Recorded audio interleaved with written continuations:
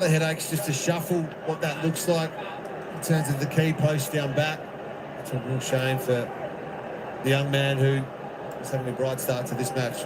Our fingers crossed that it isn't as serious as what it could potentially be.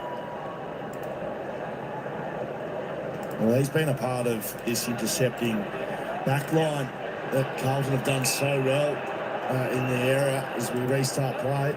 And immediately getting ready to be subbed in. They had all the time to think about it. And Carlton knew what they were planning as they get a couple of smothers in there. And the pressure, the relentless pressure, continues from Carlton. That's wonderful work from the Blues, but anyone could see that happening across the whole field. I'm not sure what Sean Darcy and Jordan Brown were thinking. Wonderful pressure, wonderful smother. 5 first. And Flynn Young on the second. There's another player that needs to get into the game. Murphy Reid with just one disposal.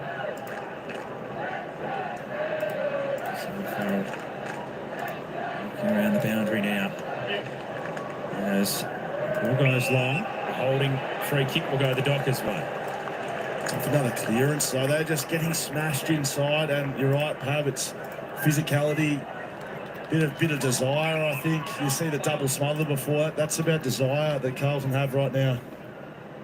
Long ball, Brendan Cox up the line, and DeConing. It's a good intercept. Yeah, then there's system issues because over and over again they can't get a contest in front of the footy, even though they've got, on paper, an advantage there. High ball, punched away by the Docker defence. Banfield back through some traffic. Flicked the handball back to Warner. He's got some time. Thought about going through the middle, then awkwardly off the left boot instead. Ill-directed. DeConing was there. Amos halved it. Ball knocked down. Bolton coughed it up. Williams, DeConing, back for Williams. They launch forward again, Carlton. Up to half forward, Mackay. And another hole, another free kick against. He's been decent enough in some big one-on-ones, Brendan Cox. He's had to because he's done a lot of defending. They've had 24 inside 50s, the Blues. Long down the wing. Amos in a wrestle. Spill for O'Driscoll, who can now run and carry a bounce. Ambitious in these conditions. As it's skidded away from him, he tries to reel it back in. And it's only Koning to the front. Sarong get it away. Clearance to Fremantle. Clark up and under. Dudley read it the best and recovers quickly. Out now to Tracy. Time to pull the trigger. Heaves it back and hammers it home.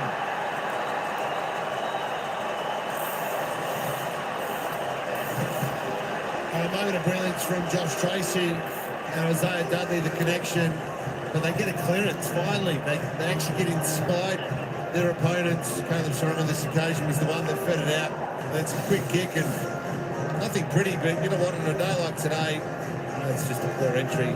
It's got to be said, but enough of a contest, and then a first give, and then a really nice kick off a couple of steps. So, understatement to say they needed that, Freo, just to get themselves back into this contest after Carlton kicked the last couple.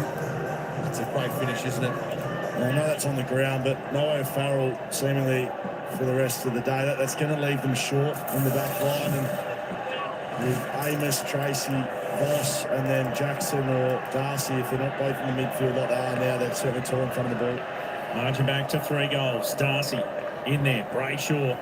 Hewitt is right with him. Slapped by Brayshaw back. Sard lightning quick onto it. Knocked away by Flynn Young. Fogarty forward. Pitnet, the big ruckman, getting on and delivering inside 50. It's not how you draw up the play, but it was effective.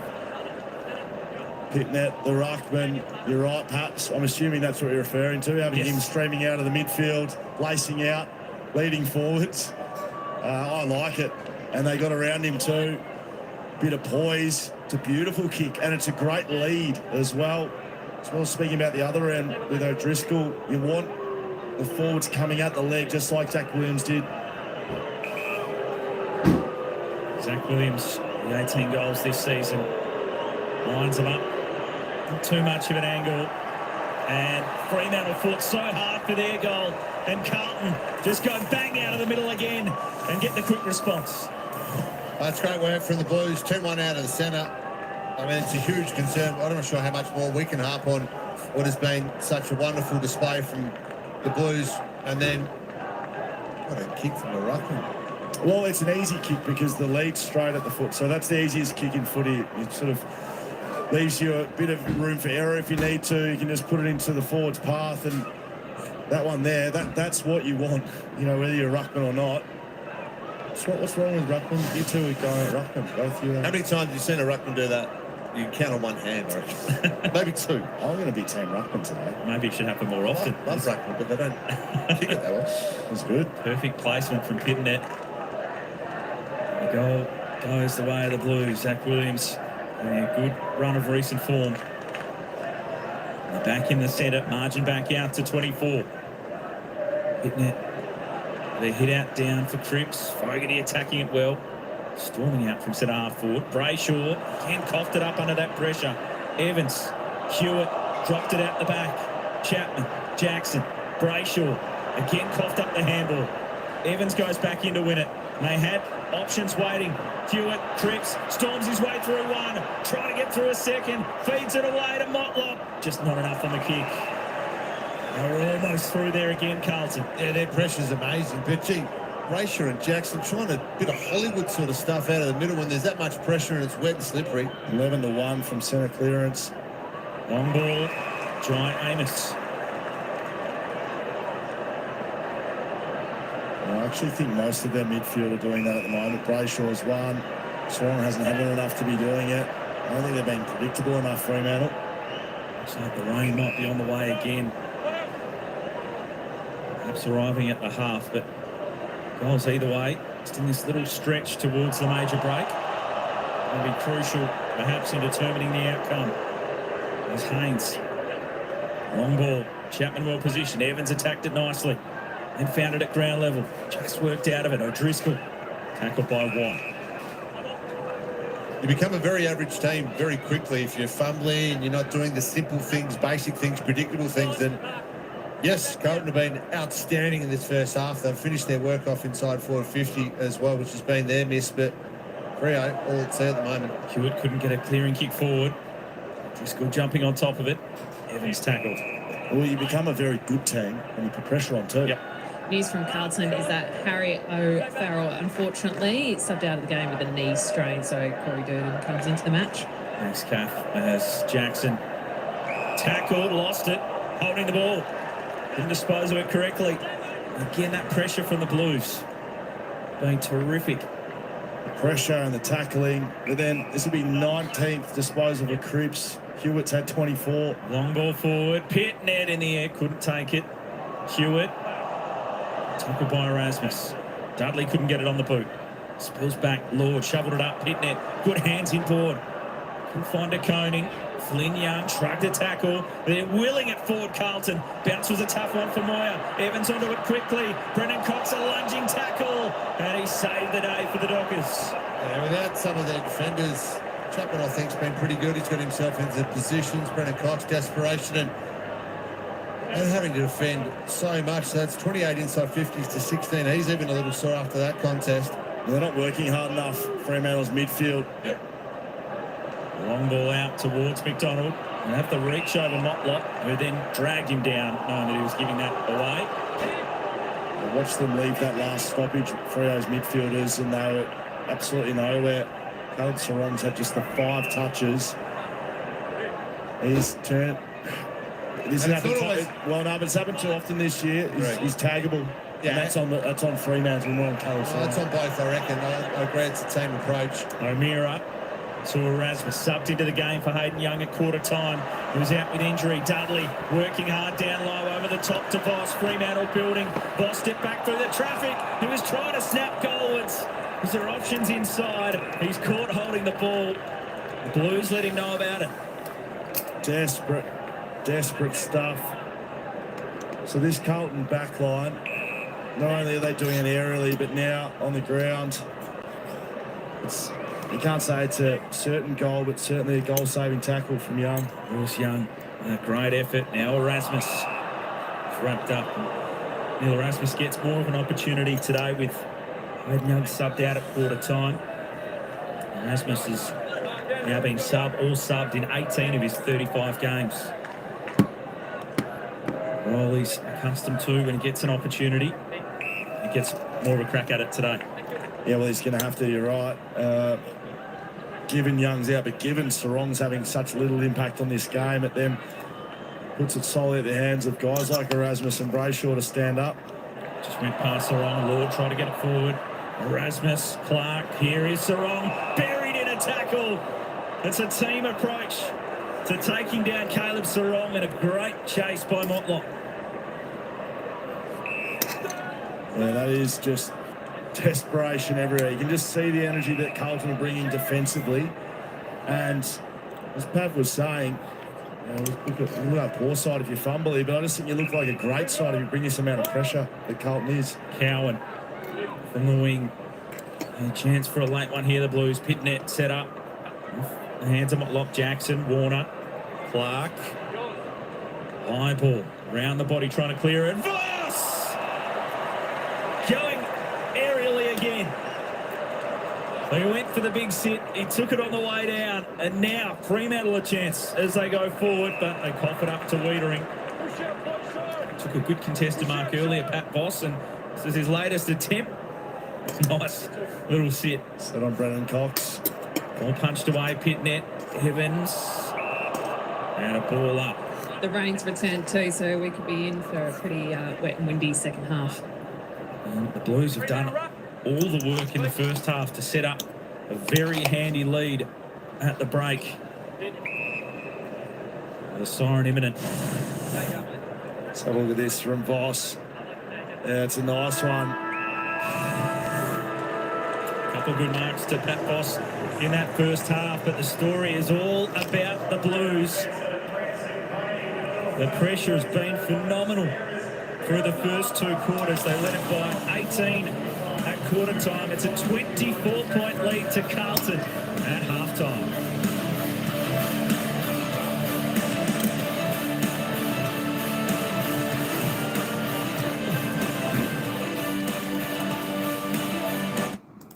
All right, there we go. It is half time here at Optus Stadium. Eddie G and Stephen and everyone else tuning in. Thanks all for coming. I tell you what, Carlton 8-1-49 leading the Dockers 4-1-25.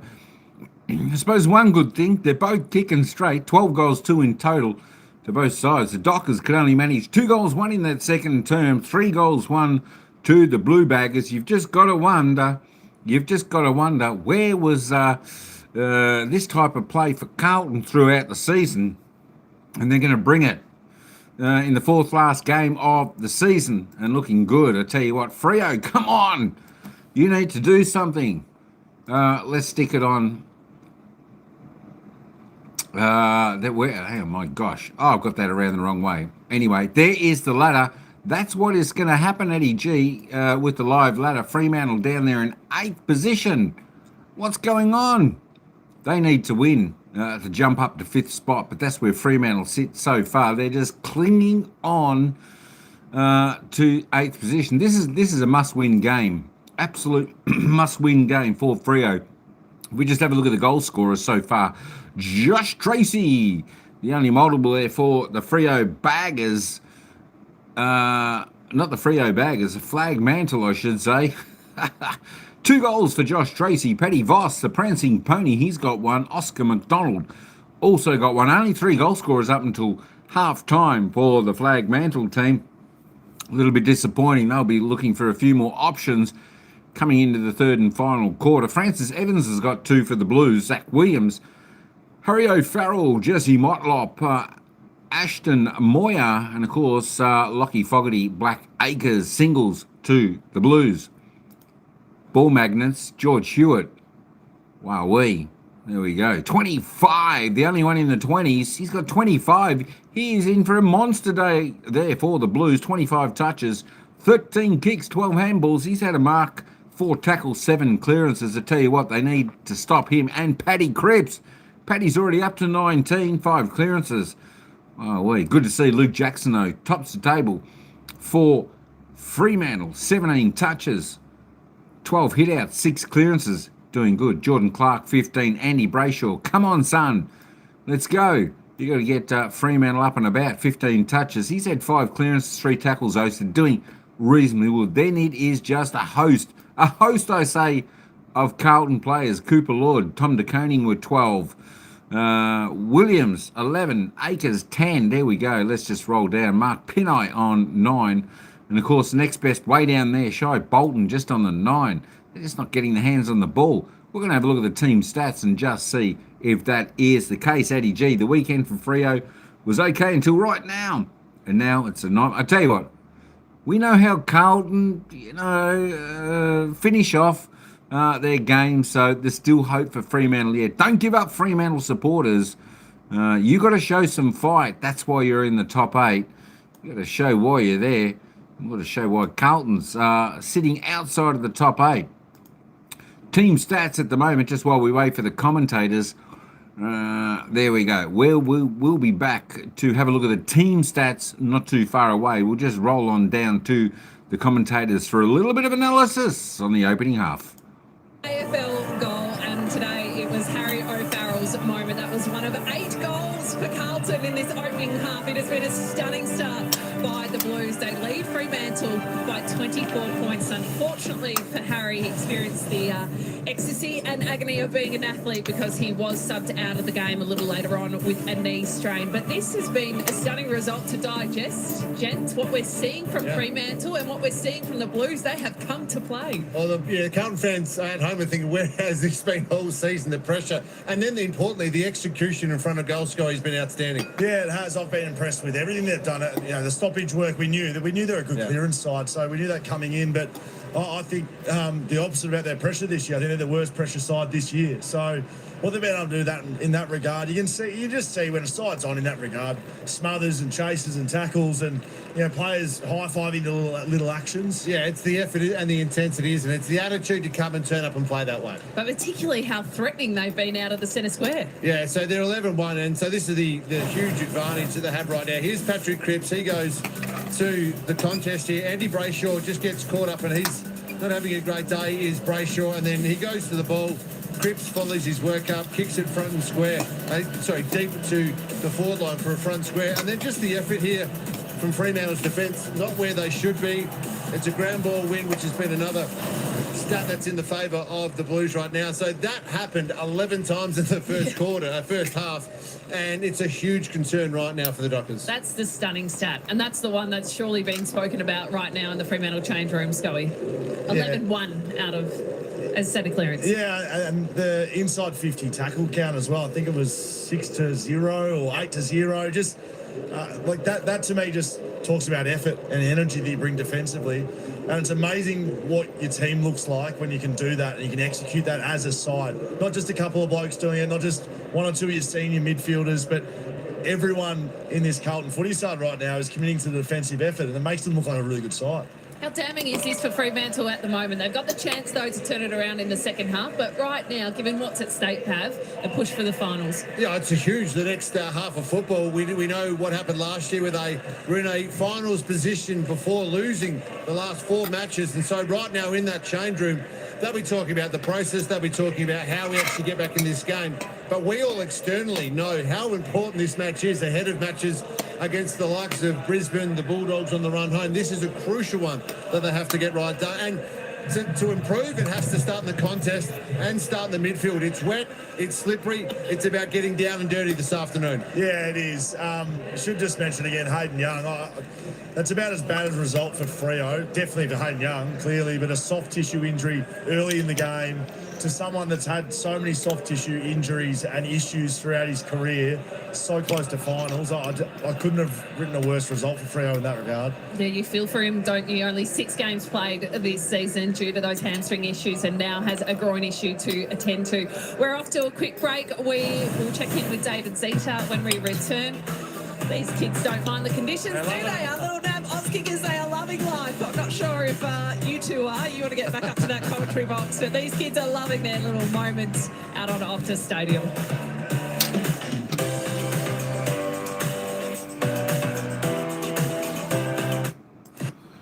All right, there we go. We'll be back with them in just a moment. I think you could be right there, Stephen. Eddie G's probably knows a little bit more about that, but I wouldn't imagine Freo would play too many games in the wet over there in Perth because normally it seems to be reasonably good weather. Certainly not like Melbourne's weather anyway. But yeah, there you go. There you go. All right, hey, let's get back and have a look at these team disposals. They were talking about the centre clearances, so we're going to check on that as well. Yeah, if that's the case, Freo really need to lift there. This stage is plus 38 disposals to the Blue Baggers up until half time. Getting too much of the ball. Plus 31 kicks, plus 7 handballs. Look at that inside 50 count. 17 inside 50s for Freo, just not enough. Not enough Freo for your 5 scoring shots. Not even at 1 of 3 entries are they getting a score on the board. Whereas Carlton, 9 scoring shots inside forward 50. 27 times, so 1 in 3 times they're going in and scoring, and that's pretty much a goal. There we go. Disposal efficiency, both teams, both teams under the 70. You'd like to see it above that. Free kicks 14-12. The home team plus 2 in that department, but it looks reasonably well umpired. From what I've seen, it looks reasonably well umpired, folks. So we're going to check on the second half, see how it goes. I always love, as I always say, I always like when the umpires let the ball, free flow. Don't always blow those ticky touch free kicks. Hit outs, it's Carlton by 5. Clearances, Carlton by 11. The damage is done right here. Have a look at this. 11 centre clearances. Where's Freo? Where's Freo mids? Have they gone missing? Do they not to think to change this up? This is one aspect of the game I think the coach will definitely be looking into. Probably trying a few different setups there to try and get control back of the centre clearances. I tell you what, she's pretty hard. You get the centre clearance and goes down your forward. You get first hands on the ball. Freo need to clean that up. The stoppage clearances haven't been too bad though. 19-20. That's just plus 1 in that area for the Blues. But I tell you what, the centre clearances, oh, that's not good for Freo at the moment. Contested possessions, both teams contesting pretty well, 78-83. That's plus 26 in uncontested. Turnovers not too bad, 35-41. Just looking at the marks there, 29-26. Marks inside 50. Freo just aren't getting a look. Prancing Pony, he wants the ball delivered a little bit better, and Tracy down there in their forward 50. Carlton only had 4, just the same. Looking at the tackle count, both teams are bringing reasonable pressure here, 45-50. That's good tackle count. 6 tackles inside forward 50 to Carlton. They want to keep it in their forward 50. That's important to them. Freo, I tell you what, you forwards down there, you got to work a little bit harder. You just got to work a little bit harder if you want the ball to stay down there and get that turnover and get your little forwards to do the job down there. What I wanted to have a little bit of a look at was the lineups, because we didn't check that. Because for the Dockers, there was no changes, no ins, no outs for the squad today. Neil Eramus was the sub, of course. But for Carlton, Lewis Young, Francis Evans, Flynn Young come in. For Carlton going out, Sam Doherty, he's one of the reasons Carlton are performing better. Charlie Curnow is out. He's out of the team. Tell you what, Carlton are a lot better side without Charlie Curnow. Adam Kehrer also going out. Corey Durden was the sub there for Carlton today. Hayden Young, groin injury. Yeah, that's not good. Not good, especially if he's one of your star players with only 3 games to go. I tell you what, normally that can take a few weeks to heal or get better. You know, wow-wee. Not good for him. Not good for him. All right, we'll just take you back down to some of the news that's happening in the footy. We'll just head on down to the newsroom. In the modern game. St Kilda also had a win earlier today. This was a tight win over North Melbourne, another tight win at Marvel Stadium. This one not quite as thrilling as the last. This time they had to hold North Melbourne off rather than as they came from behind against Melbourne last week. The Sire Wagon and Miller, though, he just keeps on keeping on. 36 disposals, 9 score involvements. He was a force to be reckoned with once more. Everyone wants to know what he's doing next year and whether he's staying or going. Sarah Jones spoke to him after the game. He said that he was well and truly leaving leaving it up to his manager, Ben Williams, and he was just doing what he could to play the best football he can, which he certainly is doing. Ross Lyon was asked about a post-game. This was his response. Look, I get the passion. We love the passion. It's great to be talking. It's great to have a play like this that's out of contract that we're excited about and the comp's excited about. And good luck to him and good luck to us. I've been a long time. We'll just work our way through it in the fullness of time. I'm sure there'll be an answer at some point, somewhere, at some point in time.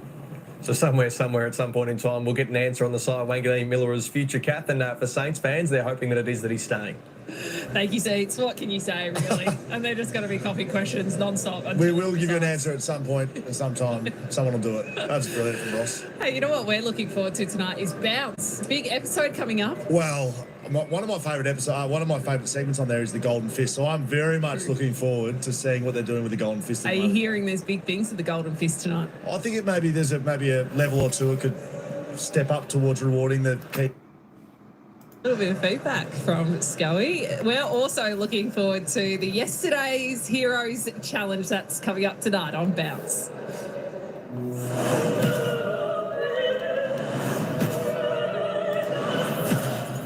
All right, we'll wait until they are back. Hey, folks, I'm just going to take a short break. We'll be back in just a moment.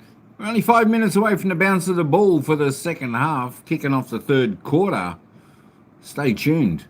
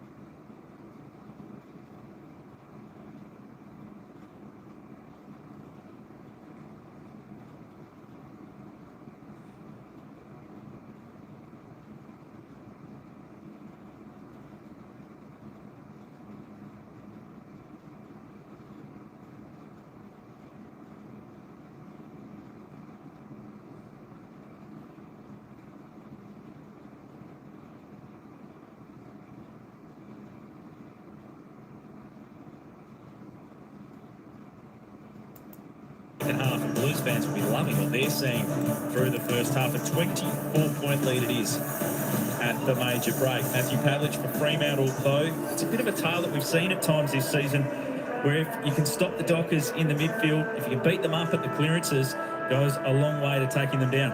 Absolutely. If you can stop their run-off halfback, which they've done really well, also then you can win the game of footy. But this is the issue right now. -10 in centre clearances. It's the equal worst ever in the first half for the Freo Dockers. And that's saying a bit, given there's been some grim times, lean times for this Fremantle team over the journey. Carlton have been supreme. They've just been outstanding, and all plaudits and credit should go to them about how good they've been. But right now, Rachel, Sarong, Darcy, Jackson, they need to get moving. They need to stand up, because they're the ones that are given that opportunity week after week. Hayden Young, we know, is out of this game with a groin injury, but they need to stand up right now. Well, Sarong, if you're not going to get impact, in touches and being able to impact that way, you've got to go and stop an opposition midfielder. You can't have Hewitt and Cripps having 25 and 19 touches apiece and your best player having 5. It just doesn't go that way. So if that's going to continue, you'd hope it changes, but if it does, he needs to go and play on the best player. Luke Lord's been terrific in that matchup.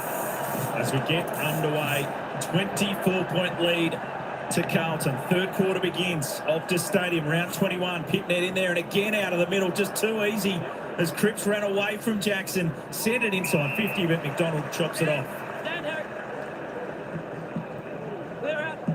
And centre clearance dominance just continuing.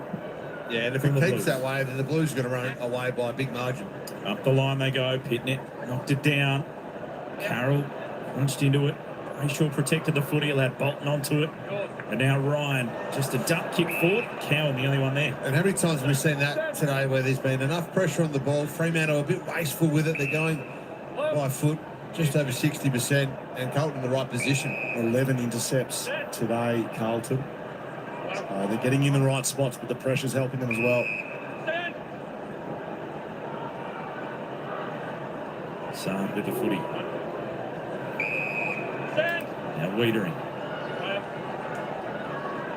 Let's go to halfback. Place the kick for Lord well. And poor defending by Shea Bolton on that occasion. There was a couple of handovers. They actually had him covered. Bolton let him go. High kick from Lord. Up to the contest. Mackay there. McDonald knocked it down. Sarong trying to find it. Clark put it on the boot. High ball. Tracy there. Carroll. Reid. His second touch of the day, did well to open it up to Frederick. Back to Murphy Reid. The connector. Inside 50 finds Amos. Yeah, so they do that quite well, the Dockers. They go long down the line. It was a quick kick again, but this time at least Tracy said, no, get out the way. I'm going to get my body in the way. It was a soft drop. Murphy Reid was in the right position. There's the soft drop, and then a first give, another first give, and allow this guy kicking inside 50, where he's already had 30 score assists this year, perhaps. And he had 6 last week in the Derby. The youngest player to have 6 score assists in a game. What incredible. As Jai Amos lines it up. There have been some difficult discussions at the half for Fremantle. As Amos worked it back to perfection. Will that get the Dockers going? Well, this was just Murphy Reid's first kick of the day, boys. So he hasn't been able to impact him. It's not really up to him. He's on this player for playing, but a couple of touches here. We know he uses it well, but it was that lead at the foot. I mentioned it in the second quarter. That's the easiest kick in footy. You just get to put it into space and you let the forward do the work. He's a really smart operator, Murphy Reid. We've established that. And that kick just has to go right there, doesn't it? They had connection there, so between Amos and Vice Voss was going away from the ball back to the goal square. Amos coming up at the ball, gave Murphy Reid 2 options, and he now has 31 goal assists this year. Murphy Reid, Jai Amos hitting the scoreboard. 26th goal of the season for Jai Amos. Marching back to 18. Watch on with interest in the centre square. Darcy tries to do it himself. Lord just spun out of that Brayshaw tackle. Cripps getting involved. Tapped by Fogarty. Sarong working hard back to win it. Now Jackson on the boot. Wobbly old kick forward. Haynes dropped the mark. Knocked it only as far as Switkowski. Saad had him. Pitnet there. Carroll went without it. Akers. Pitnet. Hewitt. Rare fumble, but able to keep it going. Saad continued to move. Fogarty over the top. Durden, who was sucked in. Now it's with Akers off the left boot. Ill-directed, and McDonald intercepts. Just when they've been out a couple of times, Fremantle, just enough, a glove in, a little fingernail, whatever it may be. Carlton's desperation today has been first class. I want to pull the trigger up the middle. Go wide to Ryan. Another short ball for Warner. I've seen this from Freo at times this year. Slow build-up. They want to reset, get structurally sound down the ground, down the line. Yeah, they love this play. They're the number 2 kick-long team in the competition. Got Darcy, Voss down there, but the Blues had some tall timber. And they see it over the boundary line. And when you're good at something, the opposition know you're good at it as well. So that's what Carlton have been good at today. They've been able to stop that long down the line play when the ball has been held up, and Fremantle getting some speed off it. Harry O'Farrell, fortunate knee injury in that second quarter for the Blues youngster. Hope that he is okay as Ward was tackled, spills away to Durden, sent it up towards the 50. Russell goes on to Koning there, close to the boundary line, kept it in play. McDonald over and out. So with these conditions, wet, windy, slippery, it is a field position type of day. If you get dominance around the ball, if you get clearance dominance, which clearly has been in the favour of the Blues, then you really put them under pressure. You can see temp right now, it's 11. It feels a lot colder down there than that. DeConing the handball forward. Mackay up to meet it. Lennon Cox after it. McDonald. And now Frederick on the boot. Voss in front. Good punch away by Haynes. And so that's the field position play there. So spoil it out, reset the ground. If Freo to mark the footy there, Carlton had a gatekeeper at the back of the play, playing loose with the ball so far inside their 50. They're trying to do the same here, dropping off and getting Jacob Wiedering to be the same player now. They're trying to pull sideways at the 2 rucks. He's knocked away to Akers, who's happy to take it over. Yeah, they're trying to get it by their winger, aren't they? So trying to Constantine it back and get Wiedering the free one. If you're Fremantle, you're almost best served to potentially, given how slippery and wet it is, take that one a little bit and make sure you've got even numbers ahead of the play. Blues have done well with the hit-outs to advantage. Darcy gets his hand to it that time. To the boundary line, they go. Jai Amos and Josh Tracy are talking a lot about, okay, where do we position, where do we structure ourselves? What about this winger? What about the half forward, the half back who's dropping off our half forward? So a lot happening structurally, both in and outside of the contest right now. Johnson playing as that midfielder. Spilt through to Frederick, who's up around the ball. Sard trapped it nicely.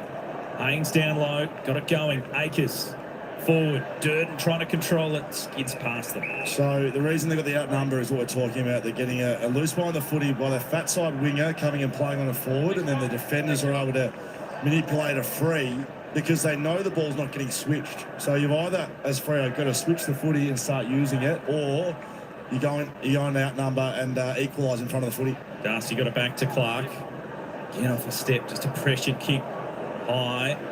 Voss trying to judge it. Everyone lost it in the wind as it swirls around. Voss held on too long, and the free kick will go to Haynes. And realised the footy had spilt out.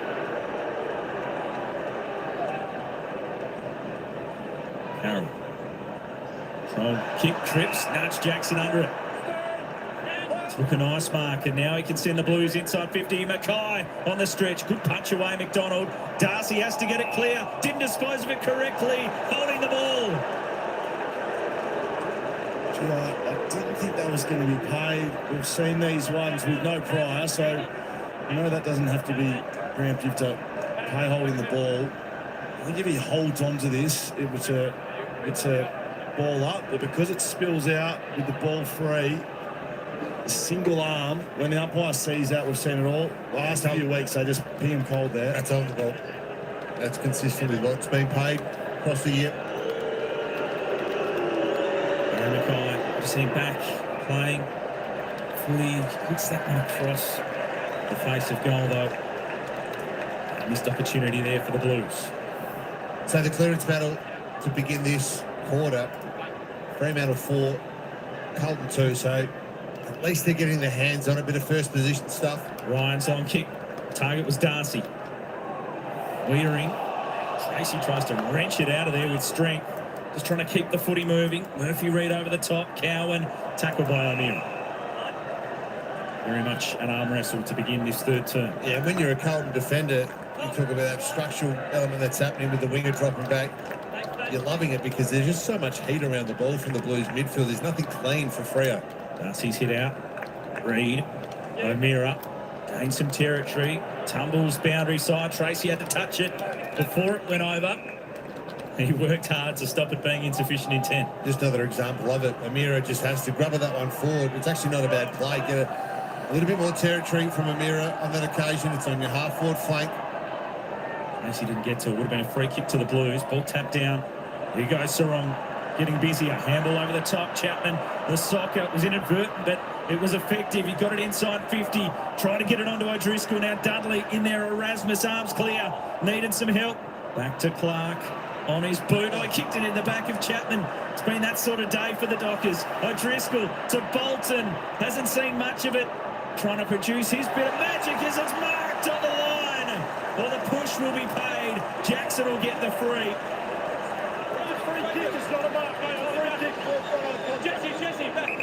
Umpire Jeff Dalglish in position, so it didn't matter that it was juggled over because it was a free kick. I think it's the right decision. It was a front-on push, so you can push in a marking contest, but we'll have to see a replay and hear pretty clearly why it's been paid. He stepped out. Jackson snaps the goal. The Dockers on the comeback try. Well, we know what this guy can do up forward, and he does it late in games quite regularly. That's 16 goals, 3 for the season. He's very accurate. Have another look at the umpire decision here. So Young's taking that front position. Jackson's saying, get it into me because I've got a couple of metres on him. Here comes the push. Yeah, that's pretty stiff. I don't think that's quite there. Let's have a look again. It's not there at all. There's no free kick there whatsoever. That should have been no mark and a behind. He did fumble it across, didn't he, as well? So it would have been a behind. But celebrate the good play here from Luke Jackson. He has to do that. He's had a lot of the ball. He's actually had the most amount of possessions for Freo. A lot of them handballs, though, because it's been quite dirty. Ball around. Oh, if you hit me, you need to get forward and kick a goal. It's a freebie. It's so hard to come by goals today. Almost for the first time this afternoon, the home crowd really getting into it. There's Sarong's handball. O'Meara in there. Evans committed to the cause. Fogarty knocked it on. O'Meara bursts his way through with run and carry, but an errant kick. Only found Cowan. And a 50-metre penalty. Step straight over the mark. And over there, Just giving one back after that decision to the Blues in the goal square. Cowan will go wide. Blues had all the answers so far this afternoon when Fremantle have made a challenge. It's back to 13 points. A lot of space in front here. Should be a pull kick. Young into the top of the square, looking for a leap up. All knocked away from Mackay. Hewitt has been so good all day. Just gave up the handball to Brendan Cox, who's had a big afternoon down there in defence for the Dockers. Had to do a ton of work, and Tracy now takes them up. It's a really smart kick. Sorry, Pat. No, go. It was a smart kick because Wiedering, he's still there. Watch this. Long ball down the line. It spills out the back. Foot races on. Bolton controlled it. They're out here. Over the top to Murphy Reid. Got Bolton in support. Great tackle. Saving a goal, perhaps. They were a long way from home, but there was clear space ahead, and Cowan brought him down. He's had a big match. What a tackle that was. Have a look. He was right with him. It needed to be a first gift straight away from Reid because Cowan was right there. There was almost no one between Bolton and the goals. If he received the handball there, Carlton hold firm. Harry Mackay's first mark of the day. He's going to pump it long inside 50. Brendan Cox rising again with another intercept mark. Yeah, that's his third. He's starting to have a big impact down there, is Brendan Cox. Can't get this ball moving because they're set up pretty well behind the play here. Nothing there. Nothing up the line for the Dockers initially. Now Tracy is the target, and it's that get-out kick when you've got the contested marker up the line. He just used his backside at the right moment there, so he stuck his big backside out. the big fella. The big kahuna. Yep. As the ball sent now up towards the 50. Amos is there. Off hands. Brayshaw tackled and held up. I thought that was high. Not sure it was there. Andy Brayshaw, 15 touches. Not had his best day, though. He's been soundly beaten by George Hewitt and co. O'Meara putting plenty of attention into Hewitt at the stoppages in this third quarter. Sarong tried to keep it in play. He was over before he kicked it, so it'll be a boundary throw. Yeah, so O'Meara was going to Cripps to begin the game. What they've said, Fremantle, is we want Luke Jackson, ideally, if he's not rucking, to go to Cripps. See what Erasmus, there's plenty going on in around the ball. Lord trying to get Sarong, O'Meara trying to get to Hewitt. Knocked by DeConing, punched on by Brayshaw. Glenn Young with a high ball, back up the wing. They all wrestle. No one got to it. Sarong clean down low. Warner couldn't hang on. Is that dragged back in under the pack? No, it's going to be a ball up. It's a fumble again. Fremantle's still fumbling. Yep. I know they've fought their way back in a little bit, but I don't think much has changed in this third quarter from what we saw in the first half. Carlton's still bringing elite pressure, and Fremantle's still getting down the inside and fumbly. O'Meara has had some important touches in this third quarter. Leadering there, Tracy did well just to get there and knock it down. He looked out of position, and it means it's a stoppage inside 50 for Fremantle. He's starting to feel it, Josh Tracy. Not necessarily marking them all, but just that contest. Wiedering was all over that. He's positioned himself so well, Jacob Wiedering, on a number of occasions today, but just enough to bring it to ground. Smashed away by DeConing. O'Meara. Link Hewitt to it. Wildly old kick. Frederick didn't attack it. Akers did. Now Fogarty put it on the boot. Important bounce. Ryan had to go. Evans dragged him down. Just spills out and tackled.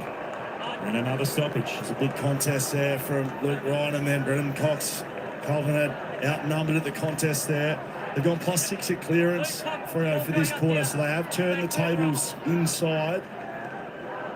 Great battle this on a Sunday afternoon. Dockers on the back foot, trying to fight back. Carlton, such a good start. There's a long ball forward. Lewis Young got inventive with the spoil away. Flynn Young with a good pickup. Haynes a tumbling kick. Well taken. Down low by White and a ball up.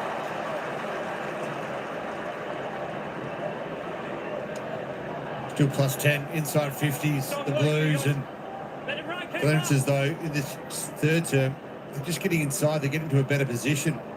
Erasmus in a wrestle, goes after it again, tunneled it through the legs of Reed. Dudley knocked it on to Koning, going through them. Fogarty, Lord, look out, Switkowski got him. Fremantle's tackling pressure rising. Switkowski wastes no time, sends it in towards Amos over the top. Reed front and centre, perfect 12th goal. So they go to Sam Switkowski and they go to Jai Amos. It's a great coming goal, and the cry for this young lad has. He is an absolute star. Murphy Reid had a very, very quiet first half, but he's hard to keep down. So this is the pressure, firstly. Tracy's there to disrupt, and then Switkowski, you're never getting out of that tackle. And then he plays on quickly. I think initially he was going for Murphy Reid, but Amos's ability to run and jump and launch at the ball here, create the contest, and then this is just a pure front centre. A very gifted young player. Just slows down, doesn't he? Takes that clean ball and then slows down to hit it. He's in some rare company. Murphy Reid with that goal. 20-plus goals and 30-plus score assists. He's now moved to 20 goals for the season alongside only Cyril Rioli. Not bad for a guy who was drafted as a midfielder. He never played forward much as a junior. The Dockers have raised the level in this third quarter. Challenge thrown down to the Blues. Pretty easy to see why it has changed. The tackling pressure's gone up and the contest around the ground is lifted from Freo. And getting inside the contest, inside the ruck contest, rather than being second to the ball. Williams knocked it back. Fogarty on the boot. Bounce was a tough one for Mackay. Ryan slipped over. Evans in there. Banfield. Toe poke the wrong direction. White putting the pressure on. Evans there. Blues threatening. Hewitt got it back to White. Off balance. Fremantle try to close. Just White lost a handle. And then Banfield. He had to get it out. Still a chance here, the Blues. Williams sent it in. And McDonald happy to be tackled over. Still slippery, and breezy down there, but both teams just a little fumbly under the extreme pressure and heat in this third term. Carlton so good for the first half with that pressure. Fremantle, as you said, Scary, starting to bring that heat. Chance here for the Blues inside 50. Darcy off hands. Rasmus. Todd Sarong's had an impact. He's on the bench now. 4 disposals this quarter and 2 clearances, so it's starting to impact the game. And there's pressure going up. Blues unable to quite stick there. Instructions being barked. There's Cripps able to get it out to Hewitt. On the boot, high ball, curling towards a square. Ryan, a big punch. Evans, a threat. And the Dockers' defence do it well. Yeah, those two players are only very close off the field, but they know one another very well on the field, Luke Ryan and Brendan Cox. It's come from clearance. These 3 goals, the Dockers have been able to execute this third quarter. It's come from clearance work. 3 goals to 2 behinds in the term. High ball in the Darcy direction. Hit net hands to it. Darcy, O'Meara, wrapped up. Jaguar O'Meara, Patrick Cripps spent plenty of time next to each other from a similar part of the world. Dungra for O'Meara, Hampton for Paddy Cripps up around the Geraldton area. It was taken and sent by Haynes. It'll lob with Erasmus. He's played an important role since being subbed in at quarter time for Hayden Young, who's out with injury. Opens up now for Voss. There's not a lot in front of him here, just Dudley. No shorter instead for Ree, who presented and worked hard to get across. Been able to equalise now. Fremantle will pretty much, it's just a big Carlton player there now, dropping into some space. Reed into the pocket. Dudley was the target. Carroll not paid the mark. Did so well. Get a few bites at it. Dump kick out of the fence. Doesn't go far enough. Brayshaw on the 50. Beyond his range. As he looks, you would think. I think there's a chance here. Reese is still blowing very hard left the screen. He's not going to go for it. He goes into the pocket. Punched by Lewis Young. Great roving again. Bolton, he scuffed the kick. He did all the hard work, but it hasn't been his day. Why is that not in the air? Why is there a dribble kick there? Let's have a look. Just magical roving. Look at this. Probably looked open. It's happening a lot faster than out there than it is up here, Pav. I reckon Looking after him. 0.1 of a second was a wide open goal. But yes, in hindsight, dribble might not have been the best point. Leadering long to the wing. Mackay. Well done by McDonald. Chopped at the arms or high. Free kick to the Blue. 50. Play the barefoot. Oh, that's almost 50. There's 2 there. It's sloppy from Freo. He was trying to make amends for the first one. Oh, chopped off almost. We just got through to Cripps. Trying to lay the tackle. Now Akers. Long ball in. Carlton need a mark. High ball. Evans stood up in the pack. He was giving up some size, but he was so good over here. Well, he had Andy Brayshaw as company, actually. So Brayshaw has had to be... He's been moved around a little bit. He actually got dragged forward, and he hasn't been in that position much before. Andy Brayshaw having to defend a long ball in, 25 metres out from your goal.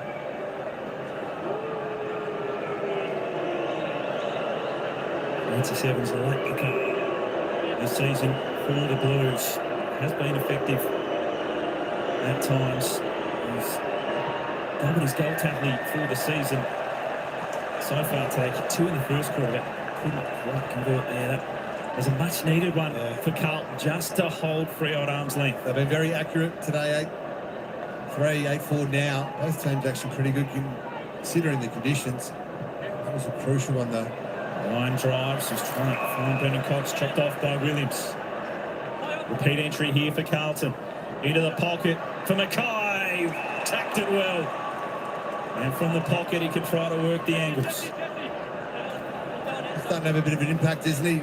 Been pretty quiet most of the day, but a couple of big wins down here on the wing, and then there's a nice contested mark as it got repeat entry. Good kick from Williams.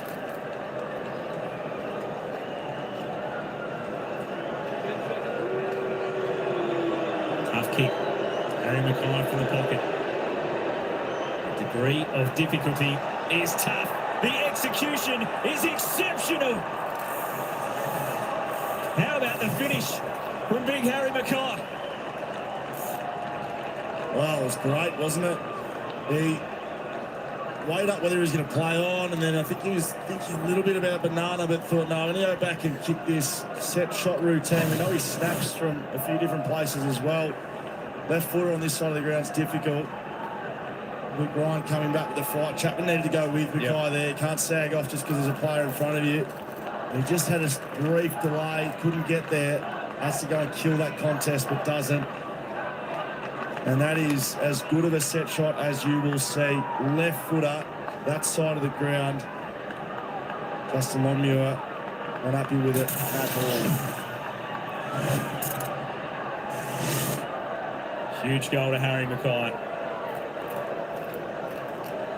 With the drop punt, the high degree of difficulty, just the goal that Carlton was searching for. Two rucks wrestle. Cripps goes to work. Suckering ball forward. Durden on his boot. Warner in there fighting for it. Flynn Young to Hewitt. Carlton go through Williams. A chance to build again. Fremantle have fought back, but Carlton are now responding. A wide kick, a desperate lunge from Banfield. 14-point margin, 4 minutes to play, third quarter. I'd love a goal from this stoppage here. Carlton, a little set play at the front of the stoppage. Coach is watching on. Actually had more time in forward half this term, the Blues. It's inside their 50 again, knocked down by Darcy, O'Driscoll, Motlop, Williams in there. Durden got his boot to it, not 15 for McDonald. He just has to clear it out. And free kick will go to Amos for a hold. That's a big free kick to give away there because Carlton had the outnumber. Now Fremantle get to go on the hunt for some field position and reset the ground again. They've still got a player behind. Here do the Blues. They're set up pretty well. Down the line they go. Tracy couldn't get there. As the block. Yeah. So it wasn't subtle enough. He actually did a pretty good job. The Carlton defender. So from the free, Tracy wastes no time. High ball in. Wanted Darcy. A good mark to Haynes. He's been doing that well all season. You see that ball carried another 5 metres, then perhaps players think it will. So Freo have got the win this quarter. Yeah, career high 8 marks a game this season as Tracy shows his aerial prowess. Having a big quarter is Josh Tracy. Waiting for Jackson to get down here. Going to be Jackson and Darcy flying at this one. Tracy's going to send it in. Goes to the pocket. Jackson and Darcy both there. As you call Bolton, Amos. Away now to Erasmus. Smothered by Wiedering. So stays in play. Everyone gave up on it. Erasmus could reel it in. Sends it to the hot spot. All the Blues were up. And Carlton will get the free. So Bolton a little while to recover there. You can't have Darcy. I think there's Smother coming in. Just stayed in. Jay Wiedering thought it was done too. So close to going over the line. Up they go. Warner and Williams wrestle. I just let it play on. Now Banfield along the ground. Dangerous ball. O'Meara turned into trouble. Must have got a handball away. They've had to do a lot of work, Banfield and Warner, but and fumbly at times. As O'Meara looked pretty sore after that contest. He's actually had a big third term, Ben. Part of the reason why Fremantle is slowly getting back into this one. Hit net. They hit out. Then Young away to Hewitt. A bit quieter in this third quarter. They've paid him a bit more attention. It spills through. Chapman's held up. So it's Evan disposals, but you're right, perhaps it hasn't been as damaging. You're spot on. O'Meara's done the job. He's actually got the ball himself. The net with a hit out. Erasmus offend. Had to get the handball going. Hollins tackled. Cripps. A little awkward from Switkowski. Erasmus. Jackson. Warner. Just got it back to Jackson. Fremantle might be able to break. Again, the kick, but it bounces favourably for Fremantle. Dudley, the knock-on from Frederick instead of taking it. Allows Carlton back the other way. Good tackle, O'Driscoll. Jackson emerges. Handball forward. Tracy from outside 50. In the square, he's got Jai Amos. He thought about the handle over the top to Frederick. He'll go back from the top of the square, and the Dockers will creep closer again. It's a shot of goal for Freo, but they did it the hard way. He's been a couple of times, Michael Frederick's been a bit tentative on his attack on the ball. But I'd love to have seen bodyline that, then give a first handball. But it was Tracy who talked about his third quarter. Immense. Amos from the top of the square smashes through his second. It is going to be game on in the last quarter. And the Freo fans are up and about. Yeah, this is Luke Jackson and what he can do around the ground. I know it's the hard way, but he just kept backing up with effort here. Big tackle there. Big tackle, but you asked for body line in the footy. That's what Jackson does there. Forget how tall he is as well. He's going to go in, pick it up off the ground, spin around a tackle, and then give a handball. They had players out everywhere here, Freo. Driscoll started that though, didn't he? Nothing's looked easy for Freo today, but that is because Carlton is bringing such elite defensive pressure. Luke Jackson, 9 ground ball gets. Just the ability to hug the ball at 199 centimetres. He's had 22 disposals. He's in the ruck here. 4 goals to 1 in the third quarter. Margins from 24 points back to 8 as the ball is knocked through the centre square. Durden tackle. Lord got it forward. Carlton a chance here. Hewitt sends it inside 50. Evans, he dropped the mark. And now Banfield. The Blues a chance for one late. Banfield recovered and stuffs the turf in disgust that he dropped the footy. Shake it ahead from Justin Longo. Fans not holding the ball in the middle of the ground. They tend not to give those ones that are incidental. They love the ping of one arm, and then they want to call holding the ball. Koning, Jackson, that's from a higher touch. Now Sarong after it. Banfield, the boundary line off that left boot. Akers there, but Amos works hard. Yeah, that's better from the Fremantle perspective. Carlton have been elite all day and actually finding themselves in the right position for those quick kicks because there's been so much pressure. They've just mopped that up, intercept marked all day, but that's better from Fremantle. Joy Amos coming up, spoiling it, and allowing a repeat entry. Under 30 seconds in this quarter. The Blues end, can they find a major before the close? Still 20 seconds remaining.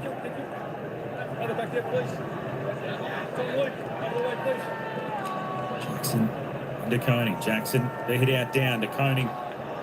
Didn't really find it, but he kept it moving forward. He's got Lord in support, and a throw is the call. That will relieve the danger and might just get us to three-quarter time. We'll watch this on replay. I reckon that's a handball. It looked like it. Yeah. Looked like it in real time and confirmed as that one's just hit straight out of bounds on the full.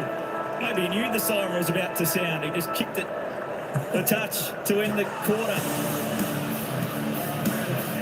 Big final term coming up in the West. Carlton have fought hard to get to this point. They lead it by 8. Fremantle's fight for the finals could be going on the line in this last 30 minutes of footy. Don't go anywhere as we turn for home. It's Carlton by 8.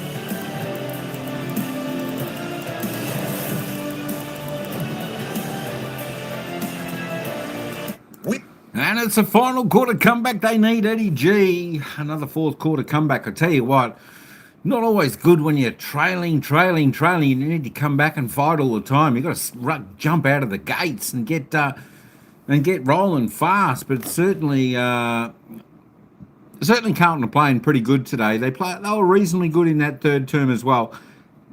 There's putting on 1 goal 3, the Blue Baggers, of course, the Dockers. 4 goals 1, fantastic effort. And yeah, that's right. Jackson was fantastic. I tell you what, when Jackson's up and about for Freo's up and about. That is for sure. I tell you what, he's probably one of the most important players, I reckon, for Freo from the game I have been watching throughout the season.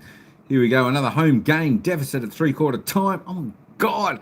You know what? It's okay if you're behind a three-quarter time.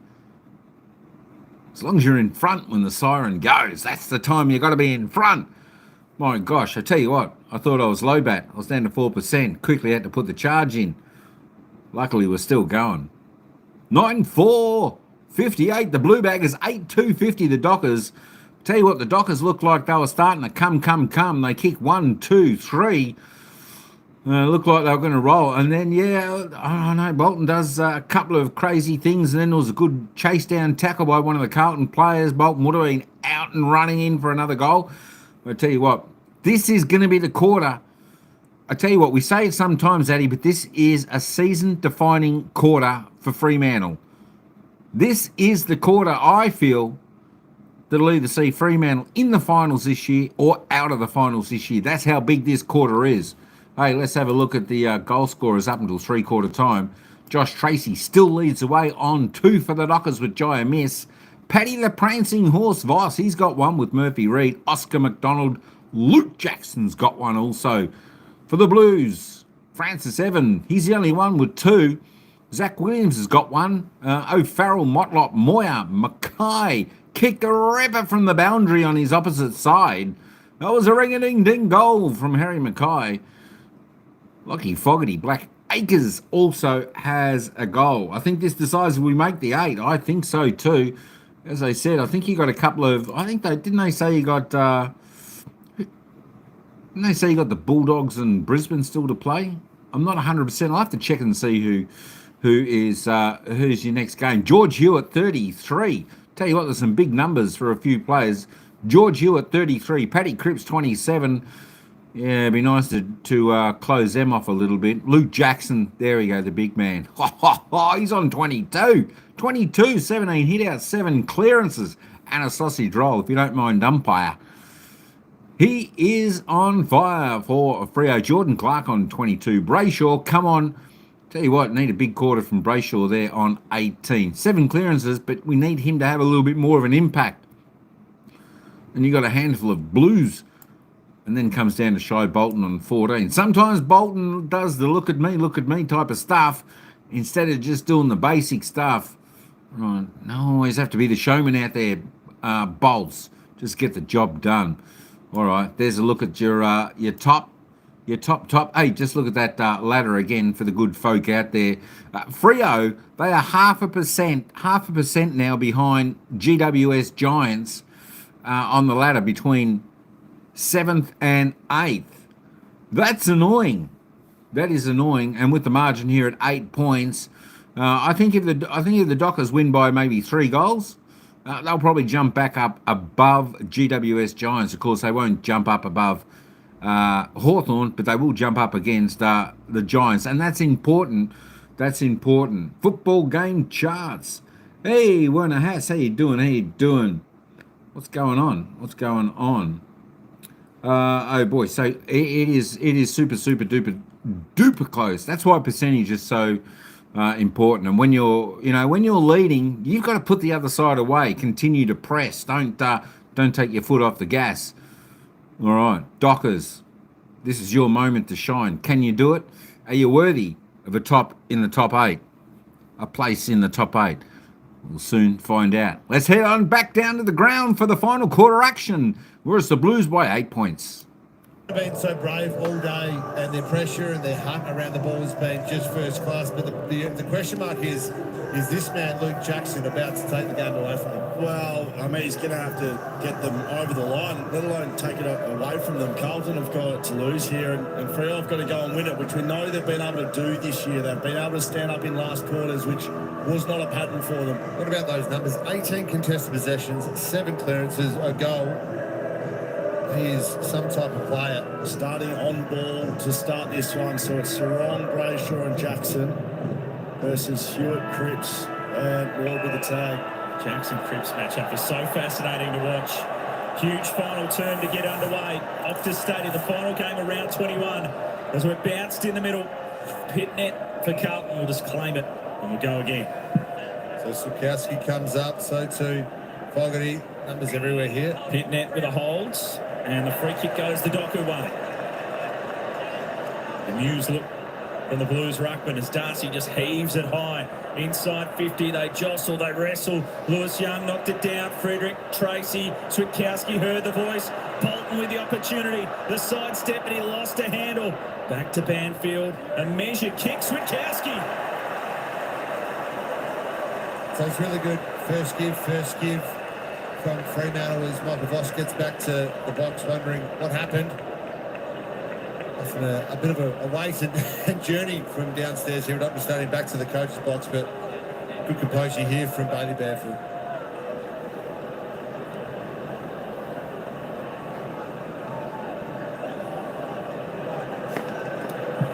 Important return in recent weeks. He's kicked 4 goals across his last 3. Sam Switkowski and Freo have got the first of the last. I know that's a massive goal to kick the first of this last quarter. Even the defenders are celebrating behind the footy with this one, Pat. I can see a few fists go up. You've got to start well when you're going to make a comeback and go and win it. Shaybolt's done this a little bit today, just one too many moves when the pressure's on in big games. They need to just give it first time, but Banfield was set up well and found a way to connect, didn't he? Switkowski does this a lot. He finds himself in the right spot, and that's not luck. No, he doesn't. Week in, week out, he pressures, he gets up the ground, and then at the right time gets back forward and generally kicks accurately. He's a very important player for the Dolphins. It's Jackson to get on the move here. Going after the matchup with Sarong. It's Jackson and Ward, he came from the back of the stoppage. Back in the middle we go. 2 points the margin. They hit out to the advantage of Brayshaw.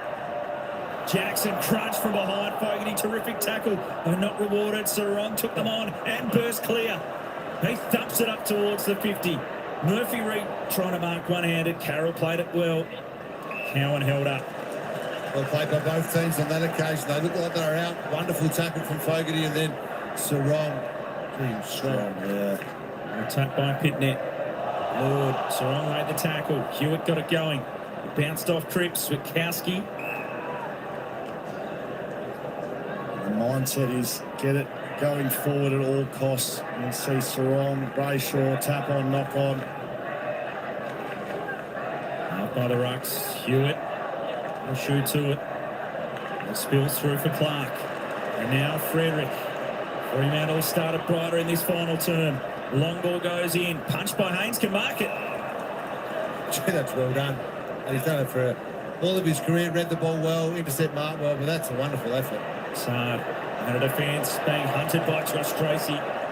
He's chasing after him with intent. Long kick out. Chapman from the side. Murphy Reid waits down. Ryan along the ground was clever. Back to Reid. Looks up into the pocket. Tracy went up. Down to Voss. Snap to the square. Haynes will get back. Gets sat on its end. Blues under the pump. Trying to clear it out of defence. Fogarty. Jackson had him. Cripps left it behind. Switkowski tried to recover. Cripps gave him a shove. Reid's in there. Bolton after it now. Pressure red hot. So much on the line in this final term. The Blues hanging on to that 2-point lead. Bodies flying everywhere here. Look, Jackson just engulfed the Carlton player. Warnock down, Sarong getting to work. Now it's Clark on the burst within range. Long snap to goal on the line. It is knocked through and it is a 1-point game.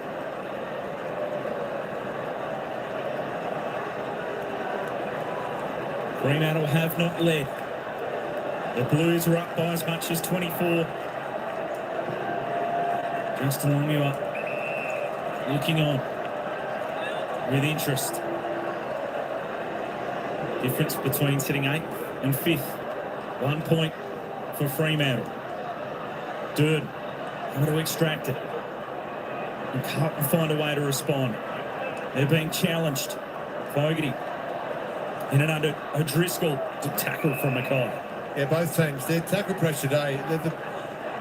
There's pressure and then there's actual pressure. You can see what it means for the ladder, but both teams at the moment just bringing the heat. Fremantle right now in 8th. You talked about it, perhaps they win this game, they go to 5th. 2 games clear of the Bulldogs there. Have got a much better percentage. In 9th as Fremantle get it forward. Murphy Reid charged down by Wiedering. Great smother. Flynn Young on the boot. Contest on the wing. Chapman tried to spoil. Spills Carlton's way. Fremantle try to scramble. Ryan goes after it. Good tackle from Evans. When there is this much heat and it is wet and slippery, staying close to your teammate when they're under really pressure, under so much pressure, just a 1 metre hand pass, staying front square, staying close, not leaving the contest early, so important. Pitnet and Darcy. Williams after it. Brayshaw gains some metres, and the volley worked well. Amos quickly turns for Tracy with good delivery and within range. So, whether it's a directive or just smart players, you can just see it. The first decision from Freo in this last quarter is just get it going forward. It doesn't matter how it goes. No back feeds. Stop being too cute with it. Get it into our forwards. Get it in quickly. Get it into one-on-ones. And they're giving them the best chance to score because of it. Big third quarter from Josh Tracy. Showing plenty of leadership for a young forward at just 22 years of age. He roosts it long and stands up strong. He puts Fremantle in front. He's having a big day, is Josh Tracy in particular. A huge second half. I love how he's attacked the ball. That kick from Giannis was a beauty, and he called it going surge mentality. Brayshaw gets this one on. Have a look at this tick lead. Look at that connection. So those two have now played a lot of footy together. Perhaps there was some defensive mechanisms there that were let down, but just a wonderful kick. It's really hard to stop. And then, you know what he does well, besides flexing those guns, is go back and execute. That's 5 inside 50s this quarter. You talk about the surge mentality, 5 to zip. I was going to say that they've done well to execute set shots in big moments, and look what it does to the position on the ladder. It goes from 8th to 5th with one kick of the footy. It's a great season. All out of the middle. Fremantle tried to power it out of the centre square. Sarong was desperate. Now to O'Driscoll looking for a target. Chips in. Bolton. Well done, Sard. Great spoil away. Going back with a flight. Still alive for the Dockers. Dudley away to O'Driscoll. Across the face. Hold on. Brought the house down, wouldn't it? They're feeling it right now, the Dockers. Just couldn't quite execute on that occasion, but gee, I have loved this second half from Sarong and Brayshaw there. Just body lying. They're not necessarily winning the footy, but surging it forward. One ball from Lewis Young up the line. Mackay, what a grab in the pack. That is vice-like.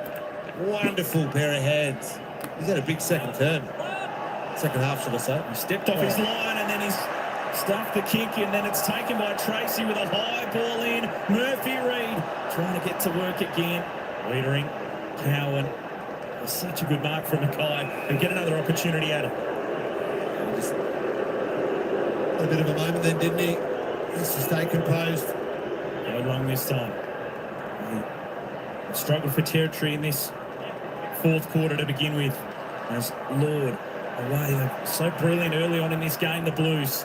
Can they just find another way to go again? Well, they're almost out there if we went quickly. Yeah. Moyer was up the line. Evans goes long. Pitnet drifting back.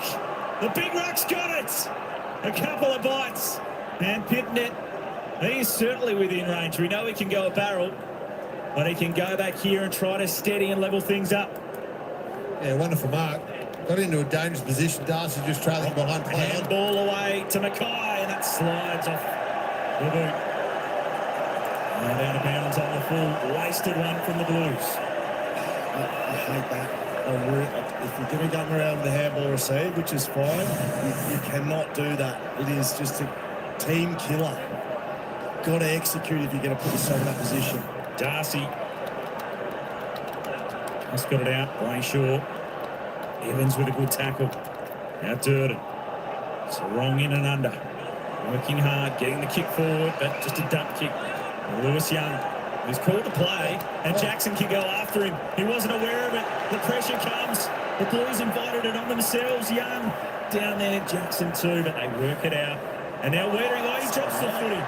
They've had a few moments here, Carlton, and falling apart at the seams a touch in the last 2 minutes.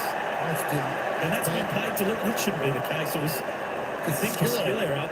Michael Voss has seen enough. He's headed downstairs. I think he wants to go down and just calm the bench down, calm the team down if he can from that position. Erasmus Long, Carroll, Saab spoiled his own teammate. They might have hurt each other. Pitnet, Lord, Flynn Young, Williams. They can try and keep some composure and send them wide to Moy. Good run from Hollands. He covers the ground well. Driving ball into the pocket. They all got tangled up, and a free kick will go Banfield's way. He cut the angle well to get in front of the leading forward and lost a shoe in the process, but he won the free. Yeah, he did. He got himself in a really good spot because that was a fast transitioning ball. Started on one side of the ground, and that's when you've just got to get on your bike and go. And he did well. He got himself right in front of his opponent. I think it's just a loss of shoe. No injuries. Yeah, they're feeling the back. Clumsy was not there.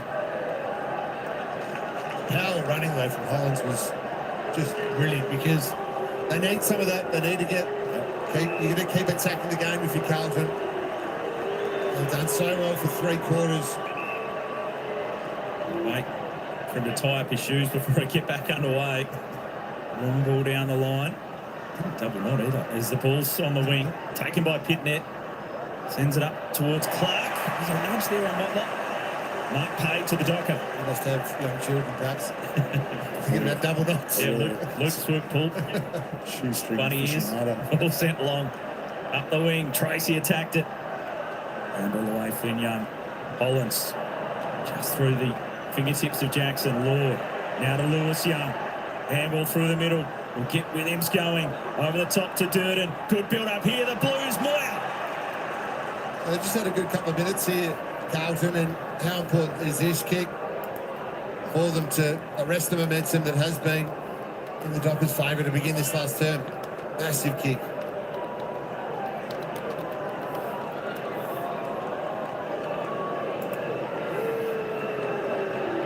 Youngster for Carlton. Plenty of pressure on this kick. Stringing some games together. Building in confidence. Just couldn't land that blow that the Blues are searching for. Michael Voss has just emerged on the boundary. Obviously, as you said, perhaps wants to instill a bit of composure. They've done so much right all afternoon. Only 5 points down. Long ball by Clark. To halfback of Breeze. Stopped it really swirly here at Optus Stadium. Here's Akers with a high ball back inside 50. Warner read it nicely. So you can see that Fremantle is playing really straight.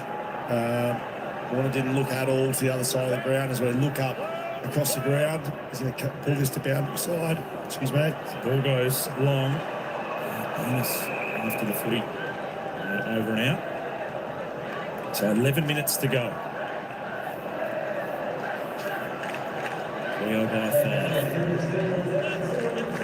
6-1 out of the clearance. I think that's part of the message as well to Michael Voss.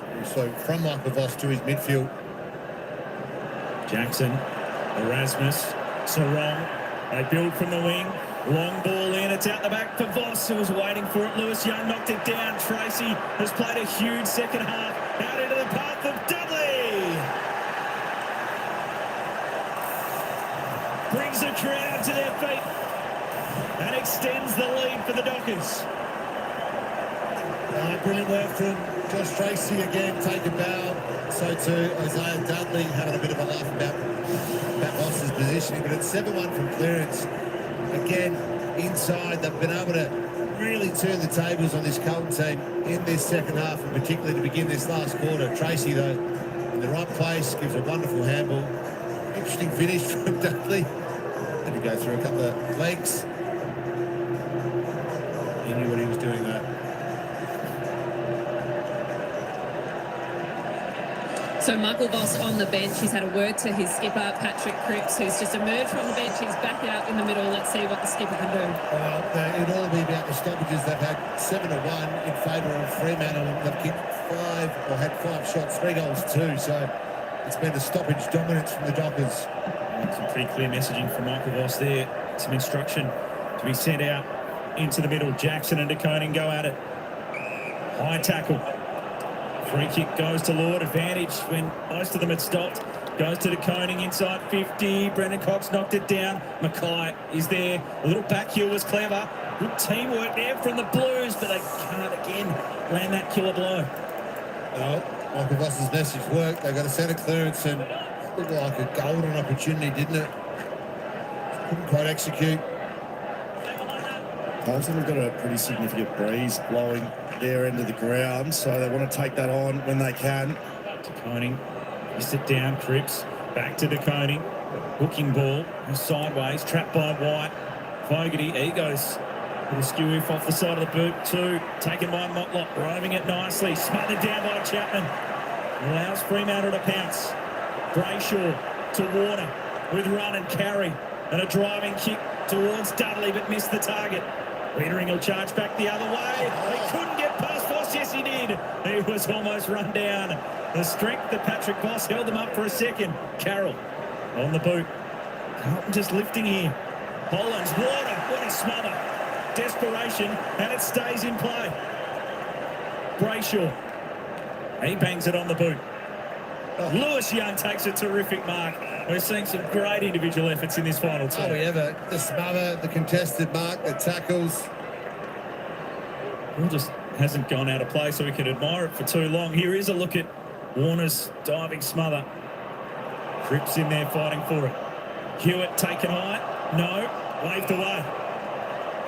So, I mean, that should be holding the ball. If it's not going to be a high, I think that's a high free kick.